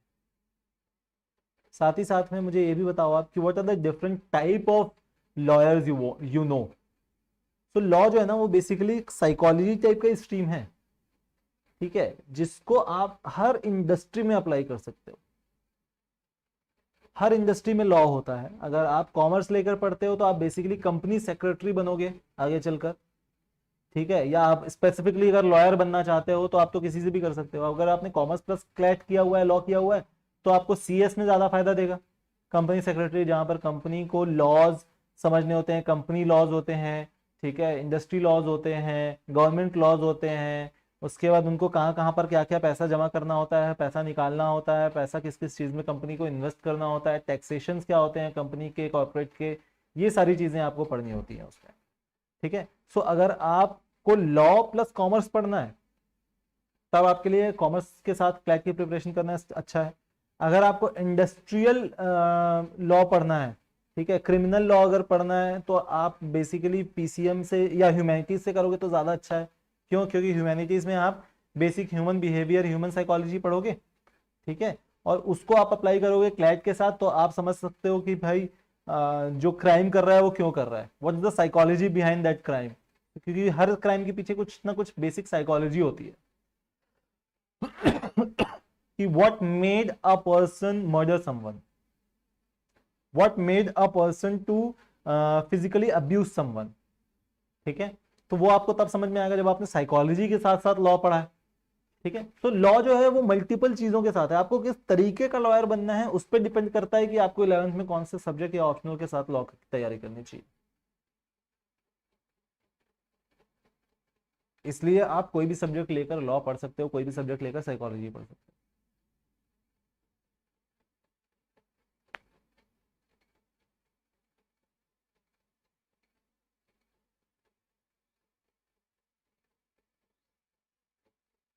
जज, अगेन जज ऐसे डायरेक्ट नहीं बन जाता ना, जज के लिए आपको कुछ साल का लॉयर का एक्सपीरियंस चाहिए होता है। जज के लिए आपको एज अ लॉयर बहुत साल काम करने पड़ते हैं, उसके बाद आपके एग्जाम्स देने पड़ते हैं, तब आप आगे जाकर जज बनते हो। जज डायरेक्ट फर्स्ट स्टेप नहीं होता है। तो पहले आपको ये डिसाइड करना है कि आप किस चीज में आपको लॉ करना है, लॉयर कैसे में बनना है, और जब आप अच्छा काम कर रहे होगे उस पर्टिकुलर फील्ड में, तब जाके आप आगे बढ़ के एज अ जज बन सकते हो। तो जज जो है वो 5-7 साल के आपके लॉयर के एक्सपीरियंस के बाद आप एग्जाम देकर जज और अटॉर्नी जनरल बनते हो, डायरेक्ट नहीं बनता। What would be the best combination in commerce for preparing for UPSC? UPSC को लेकर ना एक मैं एक अलग स्ट्रीम करूंगा यार। It's very important to let you guys understand, because maximum जो कमेंट आते हैं, जो क्वेश्चंस आते हैं, इट्स अबाउट कि सर कौन सा बेस्ट कॉम्बिनेशन है यूपीएससी के लिए, यूपीएससी की प्रिपरेशन कैसे स्टार्ट करें, यूपीएससी क्लास 10th के बाद करें या 12th के बाद करें, क्या तरीके फॉलो करें जिससे मेरा यूपीएससी आराम से निकल जाए, कौन सा बेस्ट कॉम्बिनेशन है। ऐसा कोई बेस्ट कॉम्बिनेशन नहीं है यूपीएससी के लिए। That's very important to understand, because UPSC में आपके सब्जेक्ट कॉम्बिनेशन से ज्यादा ये देखा जाता है कि आपने जो भी पढ़ाई की है उसको आपने कितनी डेडिकेटेडली पढ़ा है, कितने डेप्थ में पढ़ा है। मतलब आपका, अगर आप कोई काम कर रहे हो तो आप कितने डेप्थ में जाकर उस चीज का काम करते हो। आप पढ़ाई कर रहे हो किसी सब्जेक्ट के बारे में, आपको उस सब्जेक्ट में इंटरेस्ट होना चाहिए, और अगर आपका इंटरेस्ट है तो आप कितनी डेप्थ में उस चीज पे जा रहे हो, कितने अच्छे से पढ़ाई कर रहे हो, डेडिकेशन कितना है। मेन चीज डेडिकेशन देखी जाती है, ठीक है। तो क्या होता है कि जब मुझे किसी सब्जेक्ट में डेडिकेशन है, मुझे किसी चीज में इंटरेस्ट है, सब्जेक्ट में इंटरेस्ट है, मुझे बहुत अच्छे से मैं उस सब्जेक्ट को पढ़ूंगा, उसके डिटेल में जाऊंगा। मैंने 4 साल पहले भी जो चीज उस सब्जेक्ट से रिलेटेड पढ़ी थी वो मुझे याद रहेगी। That's what UPSC is. अब आप कोई भी स्ट्रीम लो, कोई भी ऑप्शनल सब्जेक्ट लो, आपको वो चीज बहुत अच्छे से डेडिकेटेडली पढ़ना पड़ेगा। और ये कब होगा? जब आपका इंटरेस्ट होगा। अगर आपका इंटरेस्ट नहीं है तो आप डेडिकेटेडली पढ़ाई नहीं कर पाओगे, पढ़ाई नहीं कर पाओगे, आप याद नहीं रख पाओगे, आपका इंटरेस्ट जनरेट नहीं होगा, और आप उसको कंटिन्यू नहीं कर पाओगे। सो मेनली देखा जाता है यूपीएससी में आपका डेडिकेशन सबसे इंपॉर्टेंट, क्योंकि यूपीएससी के क्लियर करने के बाद जो काम होगा it all depends on the dedication that you can get into your job. So पढ़ाई, एग्जाम, इंटरव्यू, ये सारी चीजें सेकेंडरी हैं। The main purpose of UPSC exam is to understand your dedication. तो हर वो सब्जेक्ट इंपॉर्टेंट है।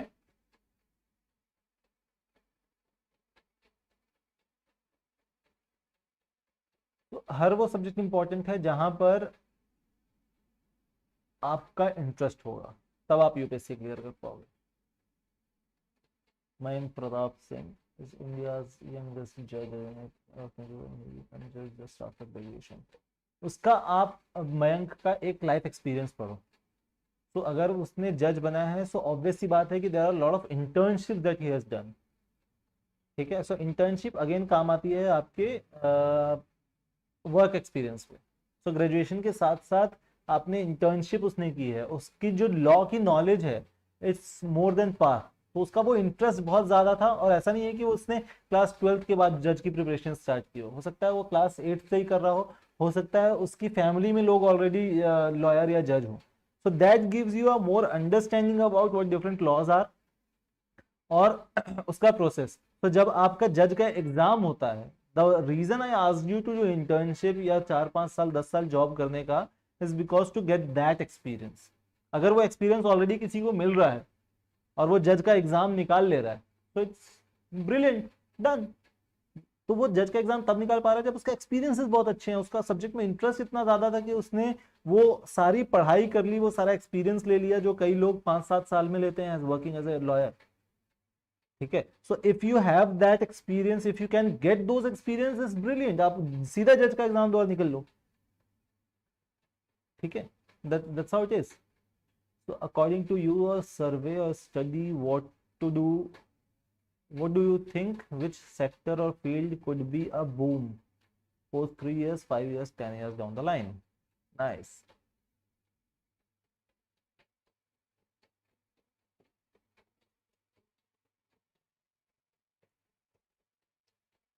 See, Mukul, there are some fields जिसका scope आज भी है और हमेशा रहेगा जब तक ह्यूमन पॉपुलेशन है। ठीक है, और उसमें सबसे इंपॉर्टेंट चीज जो है वो है हेल्थ केयर। जब तक लोग रहेंगे तब तक हेल्थ केयर रहेगा।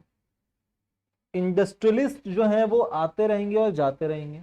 अगेन, अगर आपको बिजनेस करना है या जॉब करना है, इस दोनों पे अलग अलग चीजें हैं।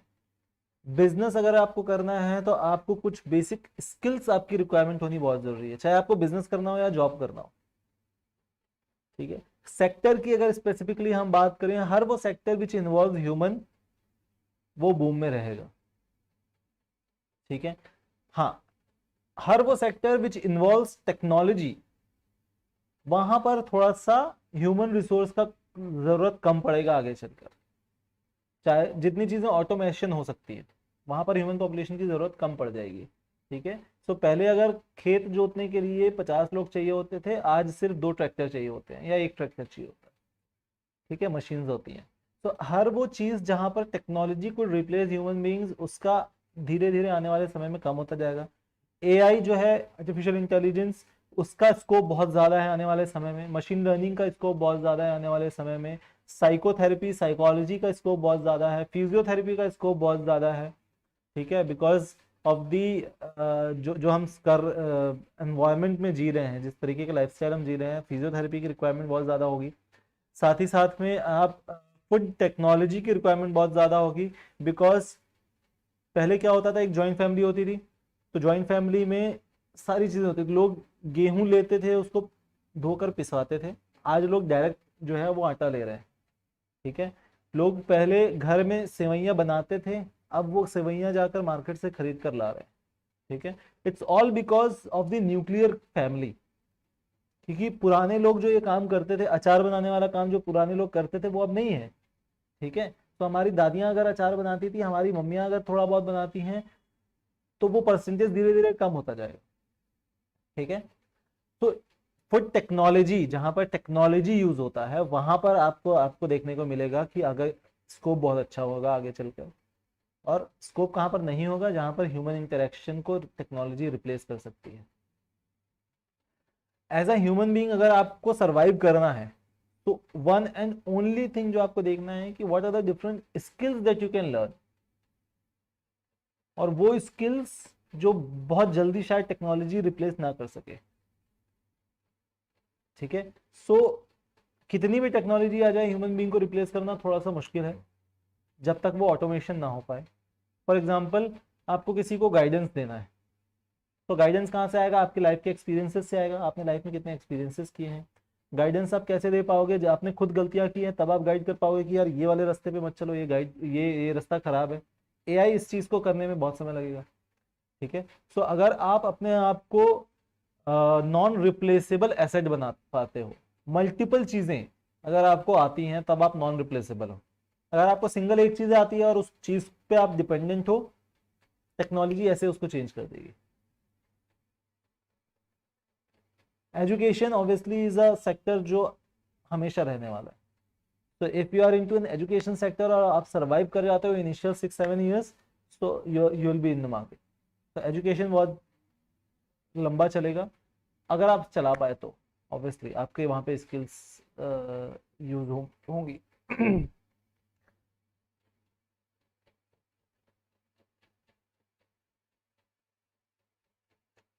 Kavya and Mukul, I guess I answered your questions. Okay, I have another question. Diksha, okay, हो गया Diksha. ठीक है. Any more? If anyone have any questions, अगर जिसने भी लाइक नहीं किया है प्लीज लाइक कर देना. This helps in the analytics actually. Thank you. So this was a great session. Approximately it went to 72 minutes. And yeah, so मैं Instagram पे I'll be posting about the new channel. I'll be posting about things. So you guys can connect with me on Instagram to have more updates, recent updates. ठीक है, और we'll work on. So सारे updates आपको Instagram पे मिलते रहेंगे.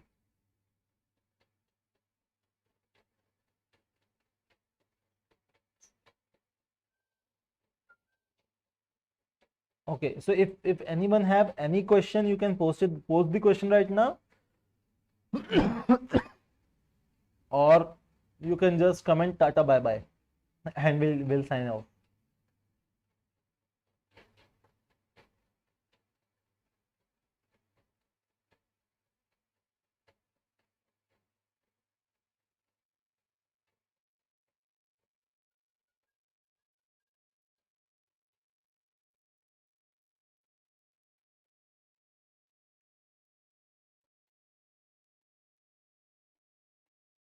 Okay, done. So we'll be signing off now. Thank you guys for coming and I hope कि मैंने सारा आंसर किया हो आपके क्वेश्चंस का, सेटिस्फैक्टरी आंसर किया हो. हॉस्पिटैलिटी सेक्टर, यस ऑब्वियसली यार, हॉस्पिटैलिटी सेक्टर ना, it's always it will be always there. But Mukul, मुझे जो लग रहा है हॉस्पिटैलिटी सेक्टर का फ्यूचर, हॉस्पिटैलिटी में देखो दो तीन चीजें आती हैं आपका. अगर आप मैं एक तरीके से देखूं तो एविएशन भी हॉस्पिटैलिटी में आता है. तो एविएशन का जो है मार्केट बढ़ेगा, ऑब्वियस सी बात है, 100% बढ़ेगा. Whereas the hotel industry और थिंग्स लाइक दैट, जब तक लोग ट्रैवल करेंगे, एक्सप्लोर करेंगे, सो हॉस्पिटैलिटी की इंप्रूवमेंट होगा. This corona period might change things because from my experience, पहले जो इंडस्ट्री रिव्यूज करते थे और वो सारी चीज़ें होती थी, लोग ट्रैवल करते थे, बिजनेस ट्रैवल्स करते थे, अब वो चीज़ धीरे धीरे बहुत कम हो जाएगी, कम हो रही है और कम होती जाएगी. बिकॉज क्या होता है, लोग एक जगह से ही दूसरे जगह अपना टाइम इन्वेस्ट करते हैं या पैसा इन्वेस्ट करते हैं. सो अभी जो लोग ट्रैवलिंग में पैसा इन्वेस्ट कर रहे थे, जो लोग होटल स्टे में पैसा इन्वेस्ट कर रहे थे, दे नाउ नो कि काम जूम कॉल पे भी हो सकता है. Because everyone is now accomplished और हर किसी के पास जूम है और सबको पता है कि जूम में कैसे काम करना है.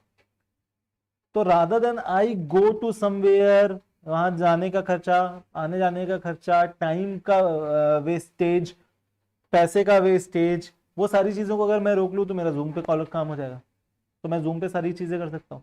बात ही तो करनी है, मीटिंग ही करनी है। जूम पे लोग अब बहुत ज्यादा कंफर्टेबल हैं जूम पे मीटिंग करने के। We are working on this. So कई पहले ये होता था कि हम सेशंस लेते थे ऑन ऐसे, जहां पर लोग बैठे होते थे, 200-300 लोग सामने बैठे होते थे, और वहां पर हम सेशंस लेते थे करियर के। नाउ वी नो कि वी हैव अ प्लेटफॉर्म जिसमें हम 2-3 घंटे बच्चों के साथ इंटरेक्शन कर सकते हैं। So why I am going to invest, और इसमें इसमें इन्वेस्टमेंट कुछ खास लग नहीं रहा है।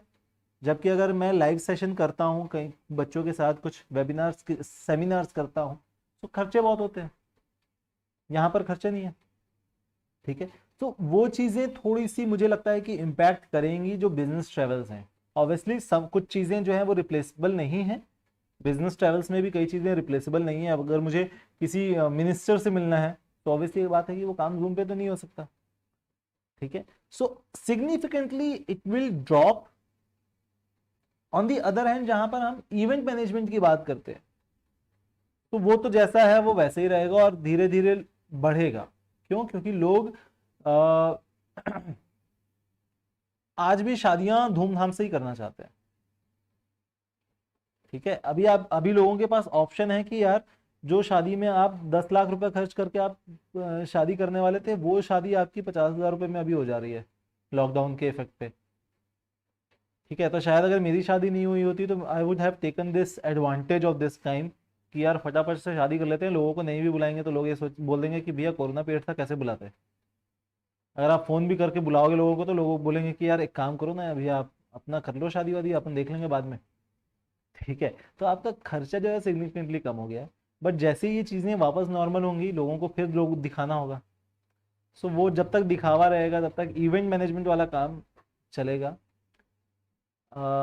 हर इवेंट वाला, ऑब्वियसली हॉस्पिटैलिटी में एक दैट्स अ पार्ट। आधी हॉस्पिटैलिटी सेक्टर का जो अच्छा खासा रेवेन्यू आता है वो इसी से ही आता है। दूसरा जो सेमिनार से आता था that might drop soon, until unless वो एमएलएम वाला काम हो।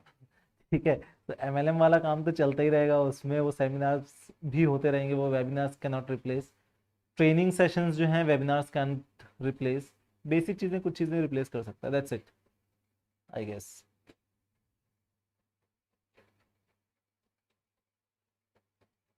Done.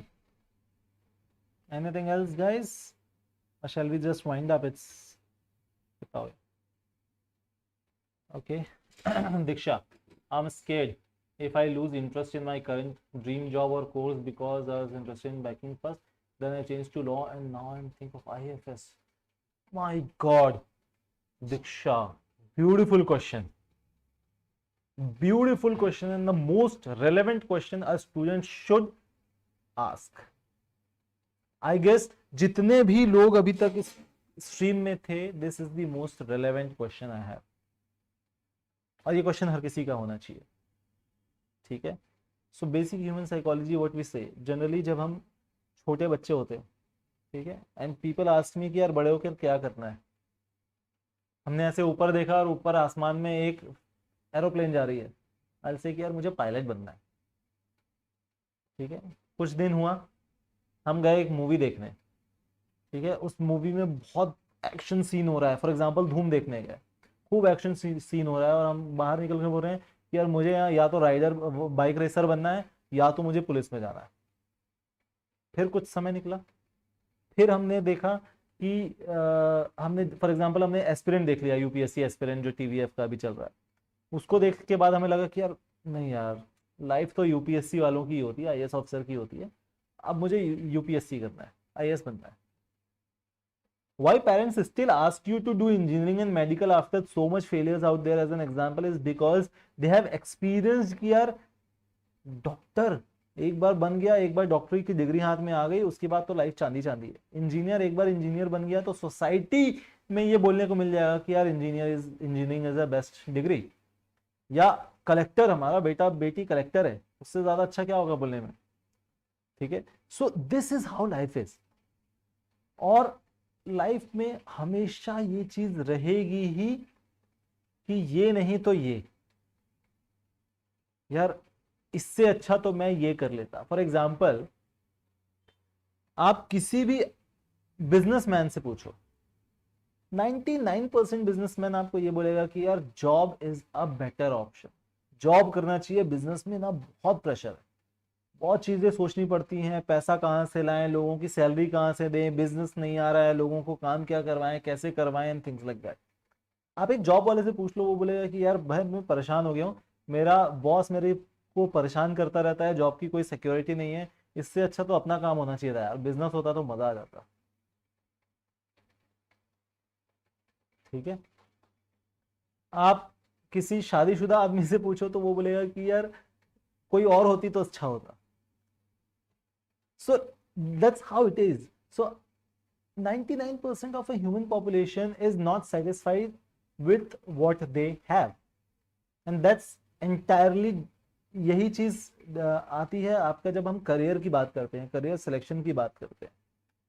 It's not that easy to answer a question कि मुझे करियर में क्या करना चाहिए। पीपल जनरली आस्क सर मुझे करियर में क्या करना चाहिए, कमेंट में पूछ रहे हैं। यार कमेंट में ही अगर आंसर दिया जा सकता या इतना ही इजी होता तो आप ये क्वेश्चन ही नहीं कर रहे होते। This is the most complex question of the universe कि सर मुझे करियर में क्या करना चाहिए, एंड पीपल एक्सपेक्ट कि वो एक लाइन में आंसर दे दूं मैं। तो नहीं होता यार। मैं मैक्सिमम मेरे जो जवाब जाते हैं वो होता है कि it that depends on your career goals, because that's how it is. अब it's good to be scared, because जब आप डरते हो, डरे होते हो, तब आप कॉन्शियस डिसीजंस लेते हो। It's good to be scared. I will not say you कि आपको ये क्वेश्चंस नहीं आएंगे दिमाग में कि मैं यार इसकी जगह ये कर लेती तो ज़्यादा अच्छा होता, वो कर लेती तो ज़्यादा अच्छा होता। ये आंसर्स, ये क्वेश्चंस आपके दिमाग में हमेशा आएंगे, रहेंगे, और आने भी चाहिए। That's how human psychology is. तो बीइंग अ ह्यूमन ये प्लस पॉइंट भी है और थोड़ा सा कर्ज भी है। ठीक है। अब ये सही, हमारा डिसीजन सही हुआ या नहीं हुआ, पहले तो हमें ऑब्वियसली बात है कि कॉन्शियस डिसीजन लेना चाहिए, जिसमें कुछ फैक्टर्स होते हैं। जब हम साइंटिफिक करियर काउंसलिंग की बात करते हैं तो we talk about 3 major factors: interest, aptitude and personality. Interest मतलब आपको उस सब्जेक्ट में कितना इंटरेस्ट है। इंटरेस्ट इतना होना चाहिए कि मैं उसके एकदम उस सब्जेक्ट के डीप में चले जाऊं। यार ये हुआ तो कैसे हुआ, ये प्लस क्यों हो रहा है, ये माइनस क्यों हो रहा है, ये कैसे हो रहा है, फिजिक्स में अगर कुछ हो रहा है तो ये क्यों हो रहा है, साइकोलॉजी में कुछ हो रहा है तो क्यों हो रहा है। जब तक आपका ये कॉन्शियस बिहेवियर स्टार्ट नहीं होगा तब तक आपको वो इंटरेस्ट नहीं है, वो इन्फेचुएशन है जो हमारे रिलेशनशिप्स में होता है ना। यार ये बहुत बढ़िया दिख रहा है लड़का, ठीक है, क्या स्मार्ट लग रहा है, या बंदी बहुत बहुत बहुत खूबसूरत लग रही है, यार ये इसको तो अपनी गर्लफ्रेंड होनी चाहिए। ठीक है। सो वो जो इन्फेचुएशन होते हैं, वो इन्फेचुएशन होना और इंटरेस्ट होना या प्यार होना, इट्स कंप्लीटली डिफरेंट। करियर में भी होता है। तो आपको इन्फेचुएशन होते हैं, हम किसी लोग को देखते हैं, आसपास किसी लोगों को देखते हैं, किसी को हमको लगता है कि यार इसकी लाइफ में ना बहुत अच्छी चल रही है, यार इसको ना पैसे की कमी है, ना इसका घर भी इतना बड़ा है, ठीक है, इसके रिलेशनशिप्स भी अच्छे चल रहे हैं, सब कुछ अच्छा चल रहा है, मुझे भी ऐसी लाइफ चाहिए। और वो आदमी अंदर बैठ के उस आलीशान घर में बैठ कर, जिसके पास बैंक बैलेंस की कमी नहीं है, और वो ये सोच रहा है कि यार क्या मतलब इतना पैसा होने का, घर में अकेला पड़ा हूं मैं किसी को अपनी बातें नहीं बता सकता वरना लोग जज करते हैं। Sushant Singh Rajput is a example. ठीक है। सो ये चीजें होती हैं, that's basic human nature, human psychology. अब इसका आंसर कैसे देंगे हम? इंटरेस्ट पहचान लो, जो तरीका मैंने बताया। गेट अ गुड काउंसलर जो आपको टाइम दे सके। जो काउंसलिंग सेशंस ऐसे ही नहीं 4 घंटे चलते हैं, बहुत सारी चीज़ें टेक्निकलिटीज होती हैं उसको 4 घंटे चलाने में, चीज़ों को स्ट्रीमलाइन करने में, स्ट्रक्चर करने में, फिल्टर करने में हम बहुत समय लगाते हैं। दूसरा होता है एप्टीट्यूड। मुझे कुछ चीज़ अच्छी तो लग रही है बट मुझे समझ में नहीं आ रही। जब मुझे अच्छी लग रही है बट मुझे समझ नहीं आ रही, मतलब मैं उसके डेप्थ में नहीं जा पाऊंगा। एक समय के बाद वो इन्फेचुएशन खत्म हो जाएगा। एप्टीट्यूड, मुझे समझ ही नहीं आ रही ना कोई चीज़, मुझे मैथ्स नहीं समझ में आ रहा पर मेरे को घर वाले बोल रहे हैं कि इंजीनियरिंग करनी है। इंटरेस्ट है क्योंकि मेरे घर के आसपास के 500 लोग हैं जो इंजीनियर हैं और वो बहुत अच्छा काम कर रहे हैं, तो मेरा इंटरेस्ट भी है उसको कि मुझे इंजीनियरिंग करनी है, बट मुझे मैथ्स ही नहीं समझ में आती, मुझे फिजिक्स ही नहीं समझ में आता, मुझे न्यूमेरिकल ही नहीं समझ में आते। ठीक है, so that depends on your कि ब्रेन कैसे डेवलप हुआ है, दैट इज योर एप्टीट्यूड। तीसरी चीज होती है पर्सनैलिटी, जो हम बेसिकली साइकोलॉजी में बात करेंगे जब हम पढ़ाई करेंगे कि there are 8 different types of psychology, और वो 8 डिफरेंट डिफरेंट तरीके की जो साइकोलॉजी होती है वो किस पर्सनैलिटी होती है वो किस तरीके की होती है, और उसका करियर में क्या इम्पैक्ट होता है। सो एक एग्जांपल देता हूँ आपको। एक होता है इंट्रूसिव नेचर, जिसमें यार आपने क्लास में देखा होगा कोई बच्चा होगा जो ना बहुत क्वेश्चंस पूछता है, हर चीज के क्वेश्चन पूछता है, आलतू फालतू क्वेश्चंस पूछता है टीचर से। इंट्रूसिव है वो, उसको हर चीज जाननी होती है, ये कैसे हुआ, ये कैसे हुआ, ये कैसे। छोटा बच्चा जो होता है वो बहुत इंट्रूसिव होता है, ठीक है, उसको हर चीज जाननी होती है, ये क्यों हो रहा है, ये टीवी कैसे बंद हो गई, ये टीवी चालू कैसे हो गई, ये बटन से क्या होता है, ठीक है, अगर मैं दौड़ूंगा तो क्या होगा। वो इंट्रूसिव नेचर होता है। एक होता है जिसमें मैं एकदम अपने आप में रहता हूँ, घर में रहता हूँ, मुझे अपनी कंपनी ज्यादा पसंद है, लोग उतने पसंद नहीं है, ठीक है। दूसरा होता है जिसको बाहर रहना बहुत पसंद होता है, ठीक है, जिसको बाहर घूमना बहुत पसंद होता है, घर में वो रह ही नहीं सकता। अब जो घर में रह ही नहीं सकता उसको अगर आप एक सॉफ्टवेयर इंजीनियर बना दो जिसका काम ही है कि 10 घंटे कंप्यूटर के सामने बैठने हैं, उसको तो मजा नहीं आएगा ना काम करने में, क्योंकि उसको तो घूमना पसंद था। और वहीं अगर दूसरा आदमी जिसको बाहर लोगों से मिलना जुलना उतना पसंद नहीं है, उसको अपने काम से काम रखता है वो, तो उसके अंदर वो कैपेबिलिटी है कि could be a good writer और कंटेंट डिजाइनर और ग्राफिक डिजाइनर और वीएफएक्स डिजाइनर एग्जांपल के लिए। उसको आप बोल दो कि यार एक काम कर, तू बाहर निकल और पब्लिक सेमिनार दे या सेल्स कर, नहीं हो पाएगा उससे, ठीक है। तो ये 3 चीजें हैं जो एज अ करियर आपको बहुत इंपॉर्टेंट हो जाती है डिसाइड करना। और यही कारण है कि हम जनरली ये सोचते हैं कि यार ये नहीं तो ये सही था। मैं कभी मुझे ये लगता है कि मुझे बैंकिंग में जाना चाहिए, कभी मुझे लगता है लॉ करना चाहिए, कभी मुझे लगता है आईएफएस में जाना चाहिए, ठीक है। इन तीनों का एक बेस निकालो कि इन तीनों में क्या बेसिक रिक्वायरमेंट है, अगर वो रिक्वायरमेंट आप फुलफिल कर पाते हो then will go to next step. तो इसका एक डिटेल आप काउंसलिंग सेशन ले सकते हो मुझसे, नंबर दिया हुआ है, अगर आप चाहो तो कनेक्ट कर सकते हो। डिस्क्रिप्शन पे एक फॉर्म दिया हुआ है, गूगल लिंक दिया हुआ है, आप उस फॉर्म को भर सकते हो अगर आपको डिटेल सेशंस चाहिए काउंसलिंग की तो।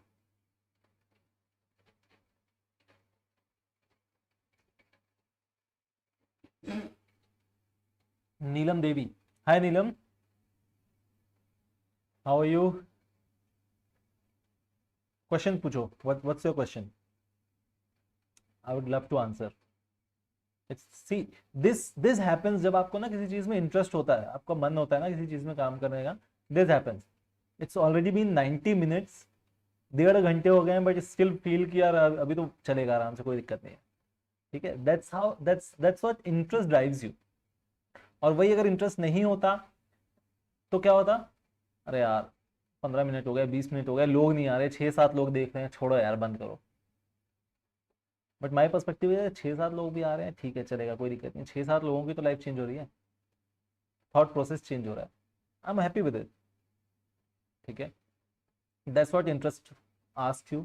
एप्टीट्यूड क्या करता है, एप्टीट्यूड आपको पुश करता है चीज़ों को नया सीखने में, नई चीज़ों को आप कैसे सीखोगे।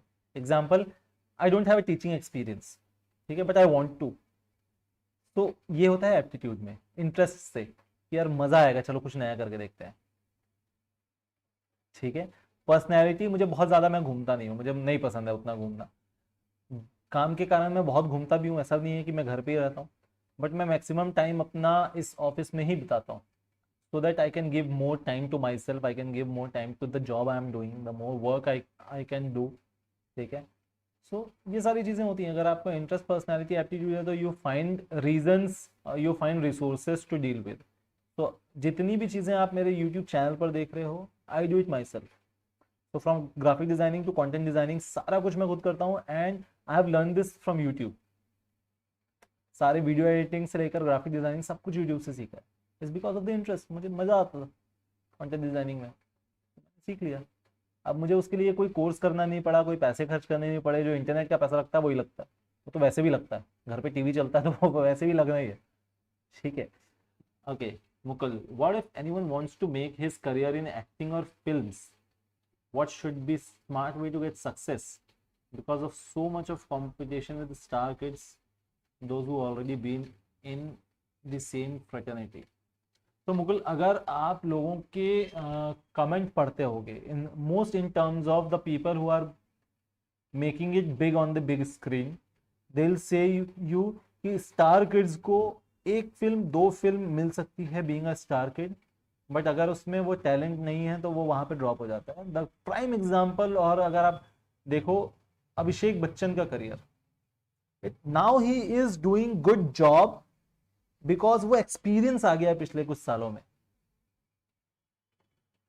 ठीक है, बट अगर वो स्किल होती तो शायद अगर सिर्फ बीइंग अ स्टार किड काम करता तो वो बहुत पहले ही कर चुका होता. वो 10 मूवी मिलना, 15 मूवी मिलना और उसके बाद ड्रॉप होना, it's very good, very easy. Being Amitabh Bachchan son, आपको 10-15 पिक्चर मिल गई, बहुत ठीक है, बट उसके बाद क्या? And then there are people who have joined Bollywood or joined acting industry from very basic and they are making it big. That's how it is. Okay, Tech Zone, you are on a race and you passed the second athlete. What is your position now?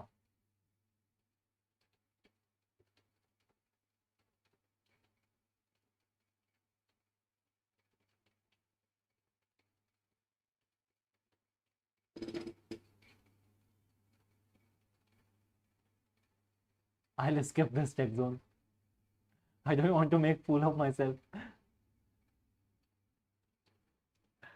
Okay, Mughal, the steps is very simple. देखो, सबसे पहली चीज क्या होती है इसमें, you'll have to get out of your comfort zone and you'll have to live at least 3 years of your life somewhere in a chawl or something in Mumbai or Delhi. You'll have to join a drama school. Obviously हर चीज की जैसे पढ़ाई होती है, इसकी भी पढ़ाई होती है. वहां से आपको एक्सपीरियंस मिलता है, आपको स्किल्स सीखने को मिलती हैं, आपके नेटवर्क्स बनते हैं, और वो नेटवर्क जो है that will help you obviously. ठीक है, सो आप इधर मुंबई और दिल्ली जहाँ पर ड्रामा स्कूल्स हैं, अच्छे ड्रामा स्कूल्स हैं, वहाँ से आप अपनी पढ़ाई कर सकते हो, and then you can obviously you will get some of the auditions. आपको निकालने होते हैं, ऑडिशंस बहुत सारे होते रहते हैं, आपको वहाँ पर वॉक इन करना होगा, ऑडिशंस देने होंगे, and then things like that you can go ahead.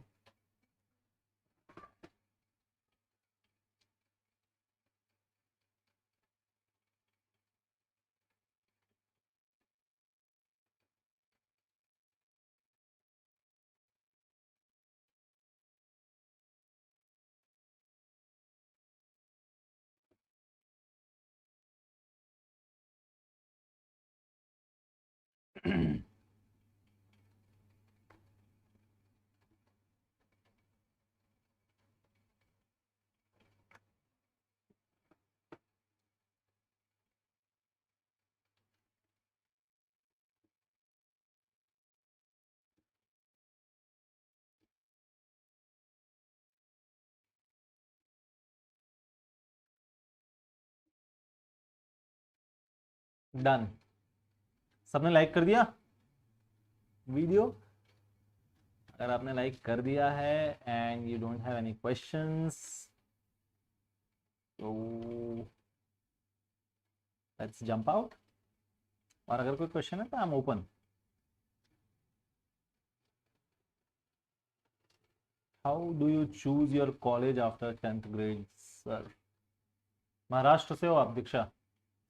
10th के बाद, क्योंकि महाराष्ट्र में ही कॉलेज होता है, junior college. My pleasure Kavya. See, normally ये होता है कि अगर आपको अपना जूनियर कॉलेज डिसाइड करना है, I am expecting you are asking about junior college. तो अगर आपको जूनियर कॉलेज डिसाइड करना है तो पहली चीज़ तो आप जिस ऑलरेडी जिस स्कूल में पढ़ रहे हो वहाँ पर आप अपना हायर सेकेंडरी पढ़ सकते हो. दूसरी चीज़, अगर आपको 10th ग्रेड के बाद 11th में कॉलेज, जूनियर कॉलेज में एडमिशन लेना है, तो that depends on your career goal again, कि आपका करियर गोल क्या है, ऐसे कौन कौन से कॉलेज है जहाँ पर वो सब्जेक्ट्स ऑफर कर रहा है जो आपको चाहिए, and then you can decide कि कौन से कॉलेज में जाना है. आपके एरिया में कौन कौन से अच्छे स्कूल्स या कॉलेजेस हैं उस पर भी डिपेंड करता है, सेम चीज़. हाँ हाँ, Kunal gaming, I can see. इतने बार बार ऐसे स्पैम करने की जरूरत नहीं है। सर मुझे यूपीएससी की प्रिपरेशन करनी है और मैंने 11th आर्ट्स ले ली है, तो क्या ये राइट डिसीजन है? वी ऑलरेडी आंसर्ड दिस यार। आप इतना लेट आओगे तो फिर कैसे चलेगा? It's already been like 1.5 hours of talking, और इस चीज़ पे हम ऑलरेडी बात कर चुके हैं, but still let's answer this again.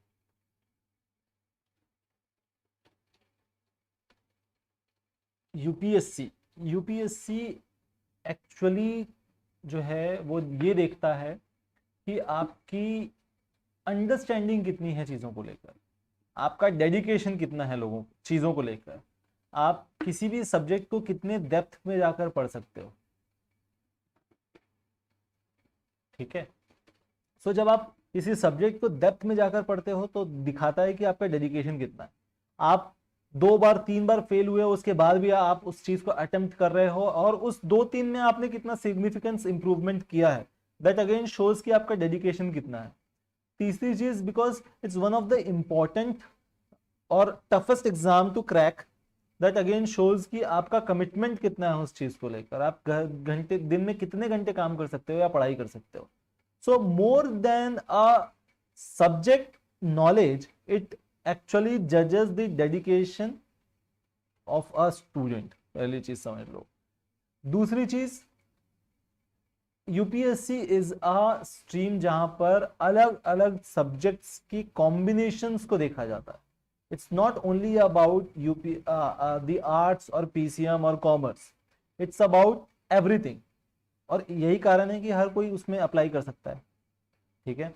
सो आपने कोई भी स्ट्रीम लिया हो, द ओनली थिंग इज कि आपको अपनी स्ट्रीम का बहुत अच्छे से नॉलेज होना चाहिए, फर्स्ट एंड फॉरमोस्ट थिंग। ठीक है। दूसरी चीज, आपने कोई भी स्ट्रीम लिया हो, अब आपको जनरल अवेयरनेस बहुत अच्छी होनी चाहिए, आपकी खुद की ओपिनियन बहुत अच्छी होनी चाहिए, आपका जो अप्रोच होना चाहिए। ठीक है। अगर आपने टीवीएफ एस्पिरेंट देखी है तो आपका अप्रोच जो होना चाहिए वो कैसा होना चाहिए? पॉजिटिव अप्रोच होना चाहिए, चीजों को सॉल्व करने का अप्रोच होना चाहिए। ये अप्रोच देखी जाती है बेसिकली। ठीक है। तो अगर आप उस अप्रोच को समझ पाओगे तो आपके लिए बहुत हेल्पफुल हो जाएगा। सब्जेक्ट आपने स्ट्रीम कोई भी ली हो, इट्स गुड, आपका इंटरेस्ट उस सब्जेक्ट में उतना ही अच्छा होना चाहिए। ठीक है। सो आपका इंटरेस्ट अगर उस सब्जेक्ट में अच्छा है तो आप उसके डेप्थ में जाकर पढ़ सकते हो। जब आप डेप्थ पे जाकर पढ़ोगे तो आपका इंटरव्यू में और एग्जाम में काम आएगा। अगर आपने आर्ट्स ऑलरेडी ले ली है तो इसके साथ ही साथ आपको अपनी बेसिक न्यूमेरिकल एबिलिटी पे काम करना स्टार्ट करना है, क्योंकि वो आपका सिलेबस में आएगा। जनरल एप्टीट्यूड या जनरल अवेयरनेस पे आपको काम करना स्टार्ट करना है। मैं एक ऑलरेडी यूपीएससी के ऊपर वीडियो बना चुका हूँ, आप उसको देख लोगे डिटेल में तो आपको हेल्प कर देगा कि 9th 10th वाले कैसे यूपीएससी की प्रिपरेशन स्टार्ट करें। ठीक है। यूपीएससी और ऐसे के स्टार्ट करें प्रिपरेशन, ऐसा कुछ थंबनेल है उसका। ठीक है। बट यूपीएससी लिखा हुआ है, वो आप देख सकते हो, तो वो आपको हेल्प कर देगा।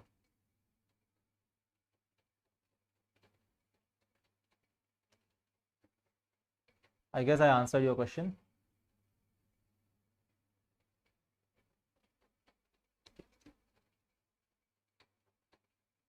आंसर करने का लाइक तो बनता है वीडियो पे, है ना? एक लाइक कर दो फटाक फटाक से। और if you guys can share this. देखो क्या होता है, लाइव सेशन में जो लाइव रहता है उसी को फायदा मिलता है, जो लाइव नहीं रहता वो वापस से कभी पूरा 2 घंटे का वीडियो देखने वाला नहीं है। ठीक है। सो दैट्स द रीजन कि मैं लाइव आता हूँ। Fine, my pleasure Kunal, if I can answer your questions I will be more than happy. और मैं ना एक एक और वीडियो शायद मुझे लगता है बनाना पड़ेगा about this online gaming and career. This is very important I guess. क्या बोलते हो? How online gaming can affect your career, effect your career, इस पे एक वीडियो बनाऊं? बहुत बहुत सारे टॉपिक हैं, बहुत सारी चीजें हैं इसमें बात करने के लिए। जितने लोगों को फटाफट बता दो, हाँ बोलोगे तो मैं बना दूंगा।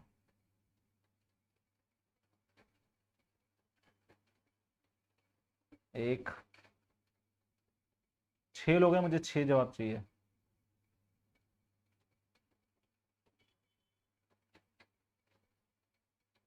ये 100 मिनट्स हो गया.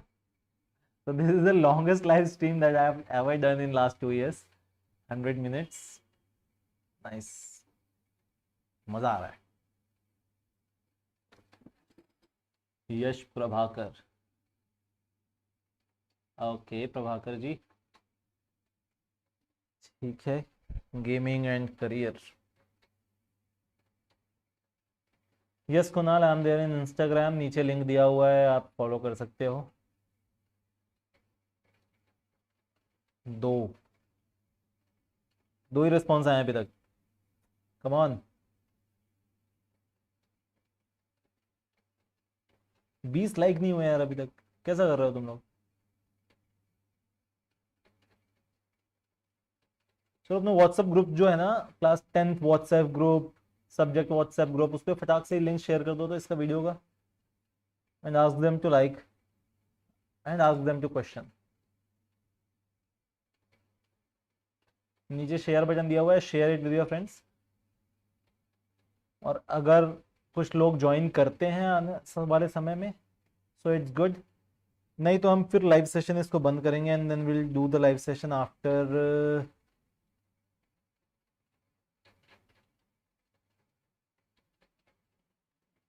कब करेंगे? मैं 2 दिन 3 दिन के लिए I am going out of station.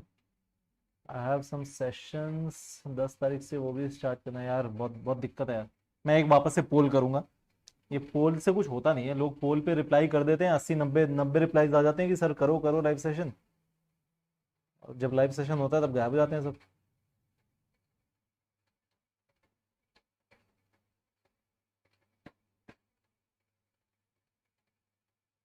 देखो दो दो रिप्लाई आए हैं. चलो ठीक है, done. So that's it for the day. अगर कोई भी किसी को क्वेश्चन है तो you can either ask in any of the comment video. किसी भी वीडियो के कमेंट में आप पूछ सकते हो, या फिर आप मुझे इंस्टाग्राम पे भी पूछ सकते हो. तो I am always there in Instagram, I am always there in YouTube comments. Not always, but मैं आंसर कर देता हूँ सारे क्वेश्चन के. तो that's it for the day. Thank you so much for joining and bye bye, sayonara. अरे यार एक और क्वेश्चन. ठीक है चलो कोई नहीं. Sir, does it take a lot of effort and dedication to become an athlete? I have a passion for badminton. Could you tell me how to start with this? Okay. So there are some books जो इस पे लिखी हुई है, और उन books में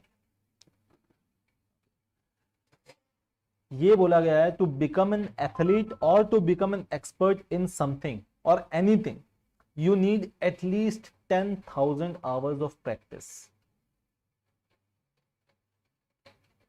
That's what dedication is. तो अगर आप तैयार हो 10 घंटे की प्रैक्टिस, 10,000 घंटे की प्रैक्टिस करने के लिए, that's entirely वही चीज एक चाहिए होती है. And if you want to go for badminton, you'll have to see Saina. Not for the acting purpose, but वहां पर उस पर एक डायलॉग है. जब साइना अपने कोच के पास जाती है एंड शी सेज कि सर मुझे आपके टाइम की और डेडिकेशन की जरूरत थी. जब मुझे आपके टाइम की जरूरत थी तब आपने मुझे छोड़ दिया. और उसका कोच बोलता है कि पिछले इतने सालों में जितना समय मैंने तुमको दिया है, it rounds up around 25,000 hours. That says why Saina Nehwal was world's number 1 badminton player once. 25,000 hours of dedicated practice. That's what you want, to be an athlete or to be good at something. To be good to great, वो जो सफर होता है ना, at least 10,000 घंटे चाहिए. जैसे किसी business को सेट करने के लिए आपको एटलीस्ट 1,000 दिन का समय देना होता है, वैसे किसी चीज की एक्सपर्टीज के लिए आपको 10,000 घंटे देने होते हैं एटलीस्ट, कम से कम. एक और मूवी का डायलॉग इसमें याद आ रहा है मुझे. वो था कि मुझे उन 100 मूव से फर्क नहीं पड़ता जिसकी तुमने एक बार प्रैक्टिस की है, मुझे इस एक मूव से फर्क पड़ता है जिसकी प्रैक्टिस तुमने 100 बार की है. कौन सा मूवी था वो? अक्षय कुमार वाला. अच्छा हाँ, मुझे याद आ गया. तुम लोग बताओ. कमेंट में बताओ कौन सी मूवी का डायलॉग है ये?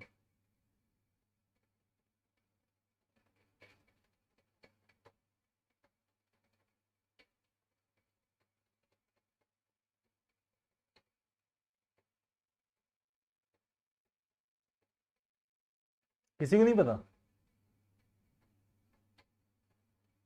नहीं, गोल्ड का नहीं है।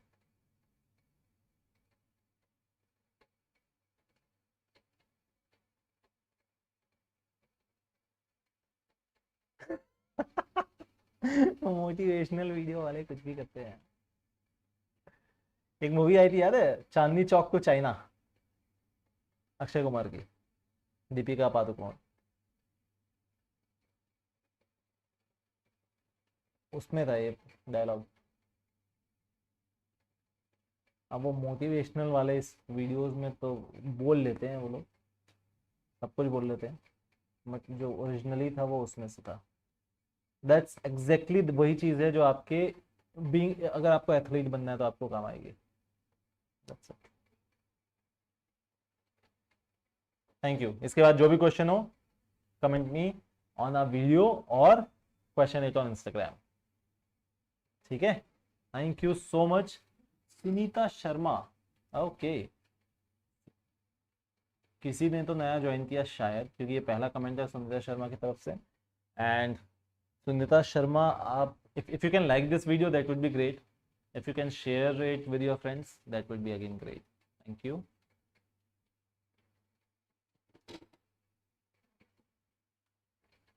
चलो done, okay, over and out, bye bye, sayonara. कोई भी क्वेश्चन हो, यूट्यूब कमेंट या फिर Instagram. Thank you so much, bye bye.